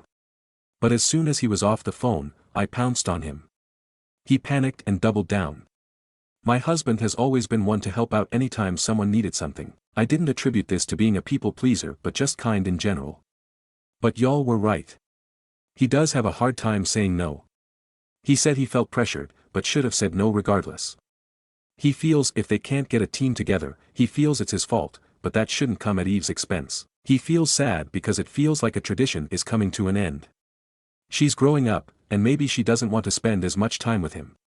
I reassured him that isn't the case. He liked her playing sports because it got her out of the house and off the tablet. He says we need to manage her screen time better. With this topic, I agreed. Eve knows nothing about this situation. But he wants to sit her down and explain so that he can properly apologize. I asked if it was to assuage his guilt. He said it's to help explain that parents aren't foolproof. We make mistakes sometimes with the best of intentions. He feels it could help with open dialogue in the future if she doesn't agree with a decision we made. I'm not sure I agree on this. Part of me understands where he's coming from, but I'm worried she'll still be hurt knowing that he had made a decision that disregarded her feelings. He called the coach and let him know Eve won't be playing this year as her heart isn't into it, and as a parent he has to respect that. He was bummed but understood. With all this addressed, I think we're going to Google how to break the people-pleasing habit. Sorry it took so long to update. After we got Eve, we played outside and made dinner so it took a while. Stories number 34. Aita for refusing to let my cousin name her baby after me because of a family prophecy. I, 23F, have a cousin, Lila, 25F, who is very into family lore, spiritual omens, and old prophecies that have been passed down through our great-grandmother's side. Most of the time, I just go along with it because it's harmless, stuff like never plant rosemary on a full moon or our bloodline has a connection to the ocean. Weird, but whatever. Well, now she's pregnant and things have gotten intense. Last week, she announced that she wants to name her daughter after me. I was flattered at first and asked why she chose my name. That's when she got all serious and said, because you're the chosen one. Excuse me. She explained that according to a family prophecy, a girl born into our bloodline with my name would have a great spiritual awakening, unlock ancient family powers, and become the protector of our lineage. I laughed, thinking she was joking. She wasn't. She said she felt her baby was meant to be the true heir to the prophecy, and by giving her my name, she could absorb my connection to whatever mystical forces our great-grandmother supposedly tapped into. Then she got weirdly intense and said, I need you to release the name to her. I asked what that meant, and she said that for the magic to work, I needed to stop using my name and let it fully belong to her daughter. I was like, Lila, you want me to give up my own name? She nodded and said I could pick a new one, something neutral and mundane, so I wouldn't compete for the energy. I thought this was absolutely insane and told her, hell no. My name is my name. She got really upset and said I was being selfish with my spiritual destiny and that I should be honored that her child was meant to fulfill the prophecy. Now, some family members, who are also into the whole mysticism thing, are saying I should at least consider it because this is bigger than me and the prophecy has never been wrong before. I honestly don't care if the kid gets magical powers or not. I'm not renaming myself just so her baby can have full access to the family spirits or whatever. Aita for refusing to give up my name. Stories number 35. Steal a parking spot from a disabled person.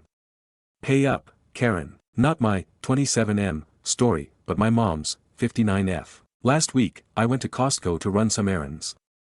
I have a GI condition which allows me to park in the disabled parking space, so I start the parking in one of the only spots until I see a van which also has a disability placard hanging from their mirror. I figured since they have a van they must have a person in need of a wheelchair inside, so I figured I can walk a few more feet, so they deserve this spot more than me.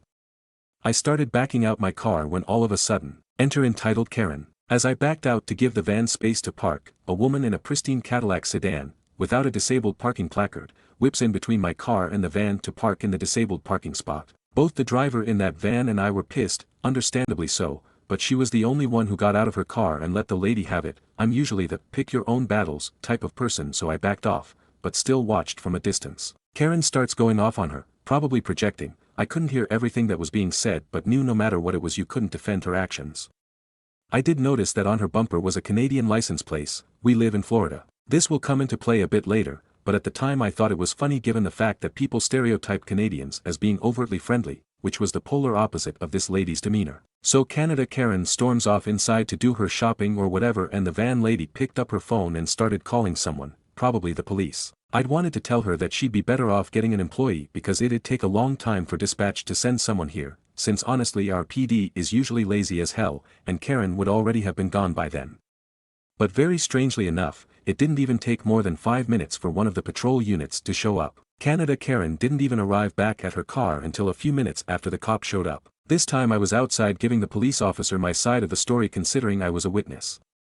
Canada Karen, CK, of course, got into a tiff and here is how it went. Officer, ma'am, you do understand that 1, you almost hit these 2 vehicles, and 2, you cannot park in a disabled parking spot if you are not authorized or don't have a placard. CK, oh no.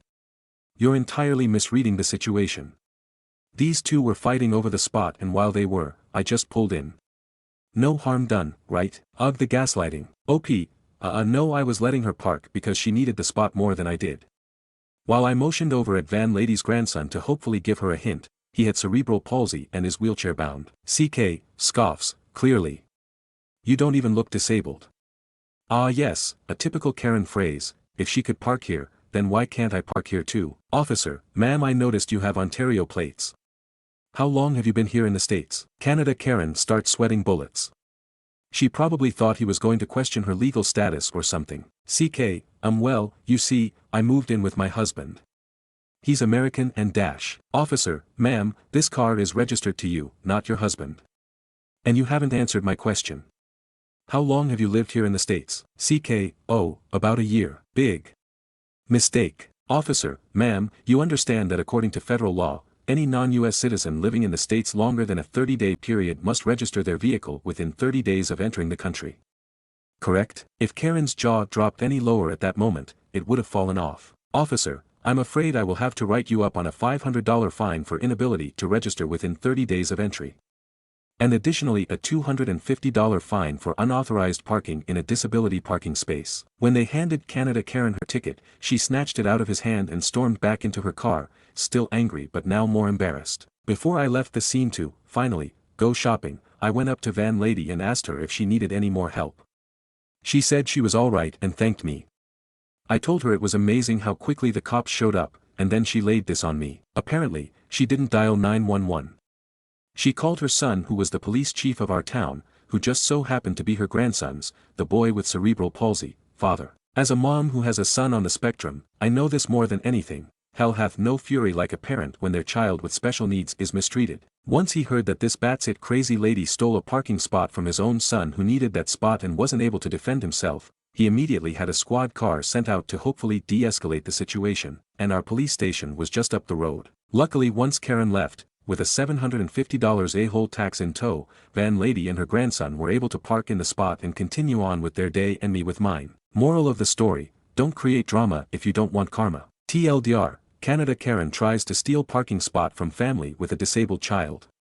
Ends up with a $750 fine for parking in that spot without a placard and for not registering her car. Stories number 36. Aita for not wanting to let my uncle stay in my room when he visits. So basically the title says it all. I don't have the best relationship with my uncle because I feel like he always looks down at me.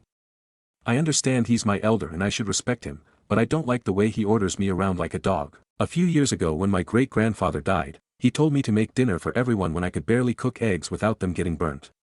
At the time I was 15 to 16, and I was grieving too. I understand that it was his grandpa, but he has no reason to order me around.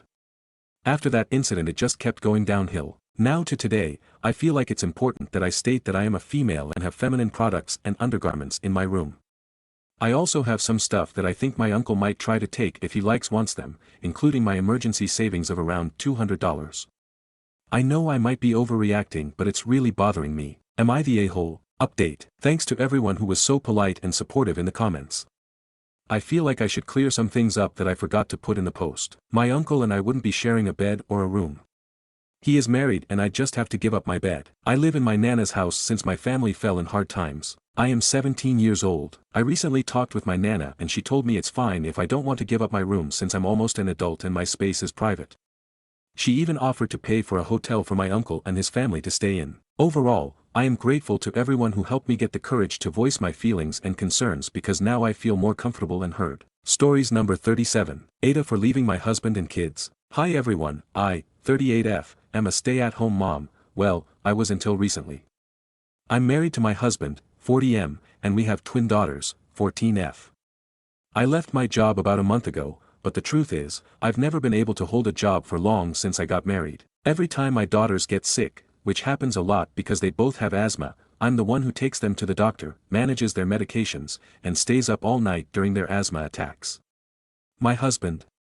He doesn't really help with any of that. To be fair, he's responsible when it comes to work and provides financially, our bills are paid, and we live comfortably. And honestly, I like taking care of the house. Having a clean home gives me a sense of peace. But here's the thing, no one lifts a finger to help me. I cook, clean, do laundry, everything. And when my husband and daughters come home, they just relax. Not even a thank you. They won't wash their own plates or uniforms, even after I've asked, begged, them to help. I've had this conversation with them more times than I can count. 5 times. 10. I lost track. But since I'm starting a new job tomorrow, I told them things had to change. I said I'd keep doing most of the chores, but they needed to do simple things, like washing their own uniforms and not leaving dirty dishes behind. And I told them, point blank, that if I found even one dirty plate left behind, I'd leave and go stay with my mom. They told me I was stressed and gave me this book, which made me feel awful. Well, guess what? Today, after school, they ate lunch, left their dirty dishes on the table, and went on with their day like nothing happened. Not even 24 hours after I asked for help. So, I packed a bag and left to stay with my mom. And you know what really hurts? They didn't seem to care. No one called me, no one tried to stop me. It's like I'm invisible. I told them I'll be back in a few days, maybe a week, but I feel so empty and unappreciated. My mom thinks I've spoiled them too much, and maybe she's right. But is it really too much to ask for a little help? So, Aita for leaving. Stories number 38. Aita for filing a complaint against an attending doctor at the ER because she told me all my symptoms were due to postpartum depression. Hi everyone. I, 29F, gave birth last week to a beautiful baby. Labor and pregnancy were both uncomplicated, but postpartum has not been as smooth. My feet, legs, and hands became extremely swollen to the point that I lost sensation in my feet, making walking feel strange, like when your legs fall asleep. I also had a persistent headache, which I attributed to sleep deprivation from caring for the baby. Additionally, I experienced brain zaps, though the headache itself wasn't severe. I had no vision changes. On Sunday, I decided to check my blood pressure, and it was 137/92. The next morning, it had risen to 154/117. Concerned, I messaged my OB, as the hospital had warned me about postpartum preeclampsia.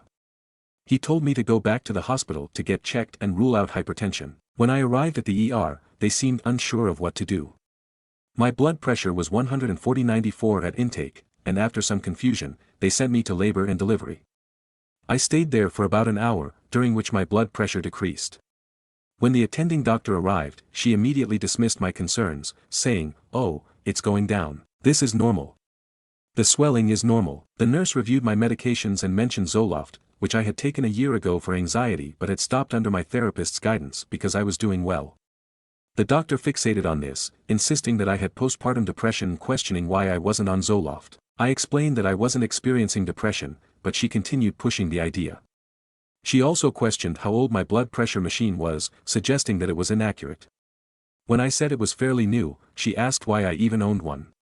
I was stunned. Doesn't everyone have a blood pressure monitor as part of a basic first aid kit? She then accused me of buying the machine just to have something to worry about and claimed my high readings were due to my own anticipation. She insisted that I was fine and needed to get back on antidepressants. She was almost yelling at me, making me feel humiliated and dismissed. They never conducted a urine or blood test. When I requested them, she refused, saying they weren't necessary because my blood pressure had gone down while I was there. I reminded her that my initial reading upon arrival was 140/94, but she dismissed it, saying it didn't count because I had just been outside, implying that being outside had triggered my high reading. Seeing my frustration, she reluctantly offered to let me stay another hour for continued blood pressure monitoring but again insisted that I was fine. I said I wanted to stay and have a urine test done, but she refused, saying it wasn't necessary. She then lectured me again about antidepressants and finally said, "Fine, we can test you if you want, but you're fine, this is normal." At that point, I didn't want to be there anymore, so I left. I called my OB and told him what happened. He urged me to go back because my blood pressure was dangerously high. I told him I'd go to another ER. At first, I hesitated, starting to believe that maybe it was all in my head and that I would get better on my own. But then I thought, what if it wasn't? The next morning, I drove half an hour to a public hospital ER, and from the moment I arrived, they treated me with care and took my symptoms seriously. They immediately ran blood and urine tests. The results showed excessive protein in my urine, along with liver and kidney dysfunction. When I arrived, my blood pressure was 166/120. That night, I was furious. I could have died. If I hadn't gone to the second ER, I might not have been able to watch my baby grow, all because one doctor dismissed my symptoms as in my head. I wrote a detailed email to the hospital director about my experience, and the next morning, I received a call informing me that they had filed a formal complaint. Some friends think I overreacted, saying my complaint won't change anything and that it was a waste of time. Others support me, arguing that too many women die from being dismissed like this. So, did I go too far? Stories number 39. Ex-wife. My wife and I have been separated for 5 months, divorce almost final and we don't really have any major issues. Only problem is I moved out with friends as we didn't have the combined income to support 2 houses for the kids. I take both kids to sleep over my parents with me 3 nights a month so she can have a break and do her own thing, and I literally do 50% of the parenting literally every day of the week except Fridays. I just take care of them in her home. She started asking me to stay at the house weekend evenings so she can go out. She's clearly going out on dates while I stay home with the kids. I told her I was not comfortable with this and she needs to get a babysitter if she's going on dates outside of my scheduled time with the kids. I am giving her the house, still paying the mortgage, and I moved out with friends. 3 days per week I go to the house, get them ready for school and drop them off, and I pick them up and put them to bed those same days. The 3 overnights a month is all I can do until I get my own place, and that will be very soon, just a lot of expenses for me to cover. Am I a jerk for drawing this boundary? It's not fun being inside your own home, watching your ex-wife get dolled up for her date, and then waiting for her to come home so I can leave. Isn't it kind of rude to ask your still husband to provide childcare in your own home so you can go on a date? We aren't even divorced yet. Stories number 40. Boomer dad is finally feeling the fallout. My dad is a white man, mid-60s, owns his contracting business and voted for Trump. A large portion of his employees are undocumented, some of them have been with his company longer than I've been alive. I'm 30. I showed up to one of his job sites yesterday and carted 4 of his employees away. He was there and attempted to vouch for them, but the rules is the rules and they were taken into custody. He called me and my brother, both gay, with some boohoo bullshit about how it wasn't fair and they were all good guys, some basically were like my uncles. On top of previous phone calls griping about the price increases on building supplies due to tariffs, and his building trouble in finding daily workers to pick up roadside, reality is finally hitting him. These ICE agents were not gentle.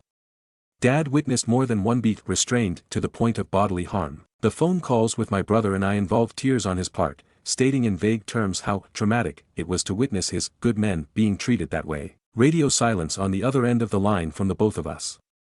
I have empathy for them, not you. You allowed this. You voted for it. You advocated for this, all because you never thought it would happen to you. You reap what you sow, old man. Stories number 41. Aita for telling my coworker to stop commenting on my food. I, 26F, work in an office with a small team, and we all eat lunch in the break room. One of my coworkers, Matt, 30M, has this habit of commenting on what everyone is eating. At first, it seemed harmless, just little remarks like, "Oh, going healthy today," or "Wow, that looks heavy." Lately, though, it's been getting on my nerves because he does it every single day. No matter what I bring, he has something to say. If it's a salad, he jokes about me being on a diet. If I bring leftovers from a restaurant, he makes a comment about how someone's fancy. If it's homemade, he asks why I bother cooking so much. Yesterday, I finally told him, "Hey, can you stop commenting on my food? It's getting really annoying." He looked surprised and said he was just making conversation. I said I'd rather eat in peace without someone always analyzing my lunch. Now, a couple of coworkers are saying I was too harsh and that he was just trying to be friendly. Matt has been acting weird around me since, and I'm wondering if I overreacted. Aita. Stories number 42. $1 million a year, but you must watch the movie Morbius to completion every day for the rest of your life. Money. Do you have what it takes to work the job of a full-time morber? The rules are as follows. 1. The film must be viewed from start to finish at least once a day. You may view the film more than once per day, but it will not count towards additional days. You will be paid in monthly increments until you reach a full million at the end of the year. 2. You are allowed 2 5-minute bathroom breaks during each watch of the film. 3. You must actively view the film, it cannot be playing in the background. You will see a 5-second counter within your vision whenever you look away from the film that resets when you look at the film again. If the counter reaches 0, you are fired from the job. For you can opt out any time, but at the end of the year, if you can quote the entire film from memory, you will receive an additional $500,000 bonus check. Do you have what it takes to become a more billionaire? Stories number 43. How to easily convert yearly salary to hourly wage with a rule of thumb. This feels basic, but I realized this when doing job hunts and examining the salary and hourly wage for jobs.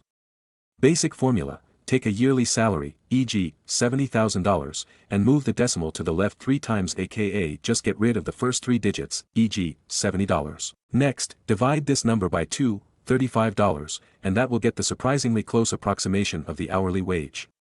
So, $70,000 is $35 an hour. Breakdown: 50 weeks, assuming 2 weeks vacation, x 40-hour work week equals 2,000 hours. So 70,000 divided by 2,000 is 35. Edit: as you guys pointed out, dividing your salary by 2080 is more accurate. This tool of get rid of the first 3 digits of the salary and then divide by 2 is what I am getting at. When quickly trying to figure out if $25 an hour is better than $40,000 a year, you can do a quick breakdown in your head. Stories number 44. When I was a teen I totally misled a doctor to think I was anorexic and it was a huge moment for me. I went to the doctor as a teen with my mom because I was missing a lot of school for stomach issues. The doc asked my mom to leave the room and asked me earnestly if I had sexual relations. I panicked and said yes, not wanting to seem like the loser virgin I thought I was, then panicked and backtracked. He asked how I was doing mentally and I said I didn't like eating because I was bigger than the other girls. He placed his hand on my shoulder and said with all the sincerity in the world, "You're worth taking care of."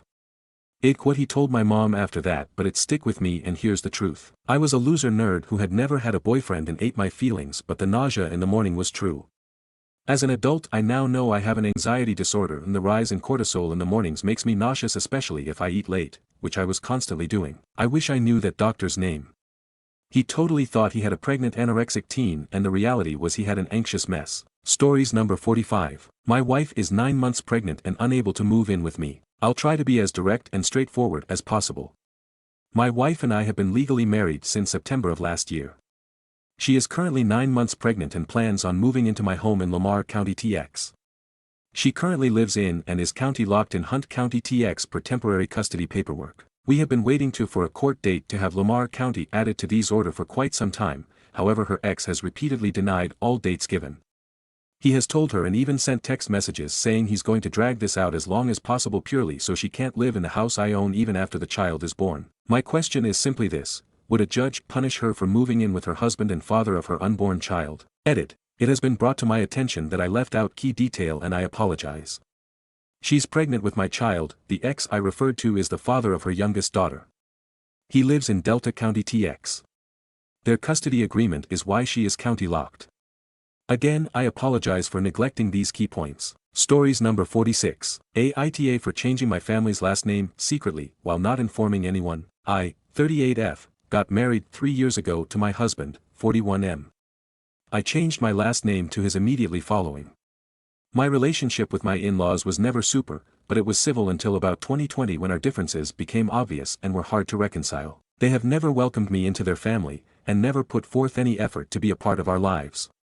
At first my husband just said things like, "They are like this with new people, this is just how they are." Over time though, they have not only managed to alienate me, but my husband as well. They have implied I was a gold digger, and have called me quite a few unpleasant names.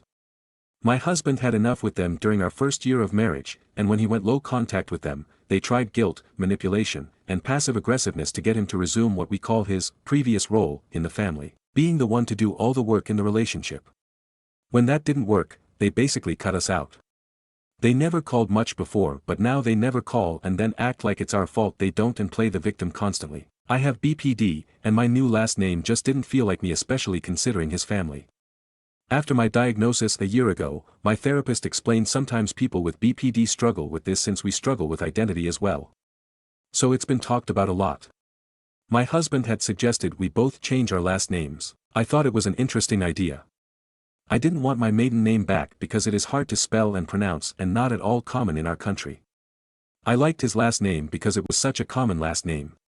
We talked about this for about a year and settled my grandmother's, deceased, maiden name. It's common-ish, easy to say and spell, and we feel honors my family who we have to thank for our lovely life today. It was surprisingly easy. We set up a court date, filled out the papers, had a hearing all within a few weeks. Then, we changed it on social media. His family found out and is pissed. Some of my family found out and are pissed. They said we had no reason, right, what have you. I told all of them it was a decision between me and my husband and it was not up for debate. On his side, they cut us off and never even talked to us. On my side, no one owns the name and it left with my grandmother when she died. One of my aunts tried to say I needed their permission. The only permission I would have needed would be my grandma, or my father, both who have passed away. My mother thought it was a great idea and so did my siblings. We are getting bombarded. We are basically grey walling. But it's not like it was a rash decision. We are both very happy with the change. But the amount of backlash I've been getting has me wondering if we effed up by not announcing it or telling people in advance. Stories number 47. I got posted in one of those, "Are we dating the same guy?" Facebook groups. So the other day, my girlfriend asked me if I was cheating on her out of nowhere. I said no, 'cause I'm not and have never even had a thought about doing so. She then sent me a screenshot she got from a random Instagram account of a post made anonymously in the "Are we dating the same guy?" Facebook group located in the city I went to college in years ago. The only thing it showed was a screenshot of an old Hinge account of mine. I explained that it was an old account, that I thought I deleted after I met her. All the pictures were super old, I even re-downloaded and logged in to show her there was no activity. Anyways, after doing some digging we are pretty sure it was my ex-girlfriend since we met on Hinge. You can't look up people on Hinge, and if the account is inactive it's not even shown to others. So there is no way someone random found it. She probably posted it after she saw some pictures of me and my girlfriend on Instagram from a vacation looking happy. Ex is still mad about stuff I don't feel like getting into. We think this annoyed my ex and she had my old account on Hinge and thought she could start something. A little while later that Instagram account sent her another screenshot showing one comment saying something like, confirmed that he has a girlfriend, cheaters are disgusting. I'm not super comfortable with being posted in there and falsely being accused of being a cheater when I'm not and have never been. So I guess my question is, should I do anything about this? Is there anything I can even do? Should I message my ex something about stopping harassing me? She will probably just deny it was her. Any advice? I already went back and deleted the old Hinge account. Edit. Wow, this blew up way more than I expected. Thank you all for the advice. I'm gonna try to respond to a lot of comments here. First, I'm not gonna text my ex anything. I had similar thoughts about that as everyone here, just wanted some other input. No, it was not my current girlfriend that posted it. I confirmed with her that she isn't even in any of these groups. Also, I'm not trying to say these groups are bad, I actually think it's good that girls can let others know about abusive men and more. Just sucks that I'm being accused of something I didn't do. We are going to have her join the group and try to clarify on the post. We are both going to reach out to the admins and see if we can get them to have the poster banned, and possibly tell us who it was.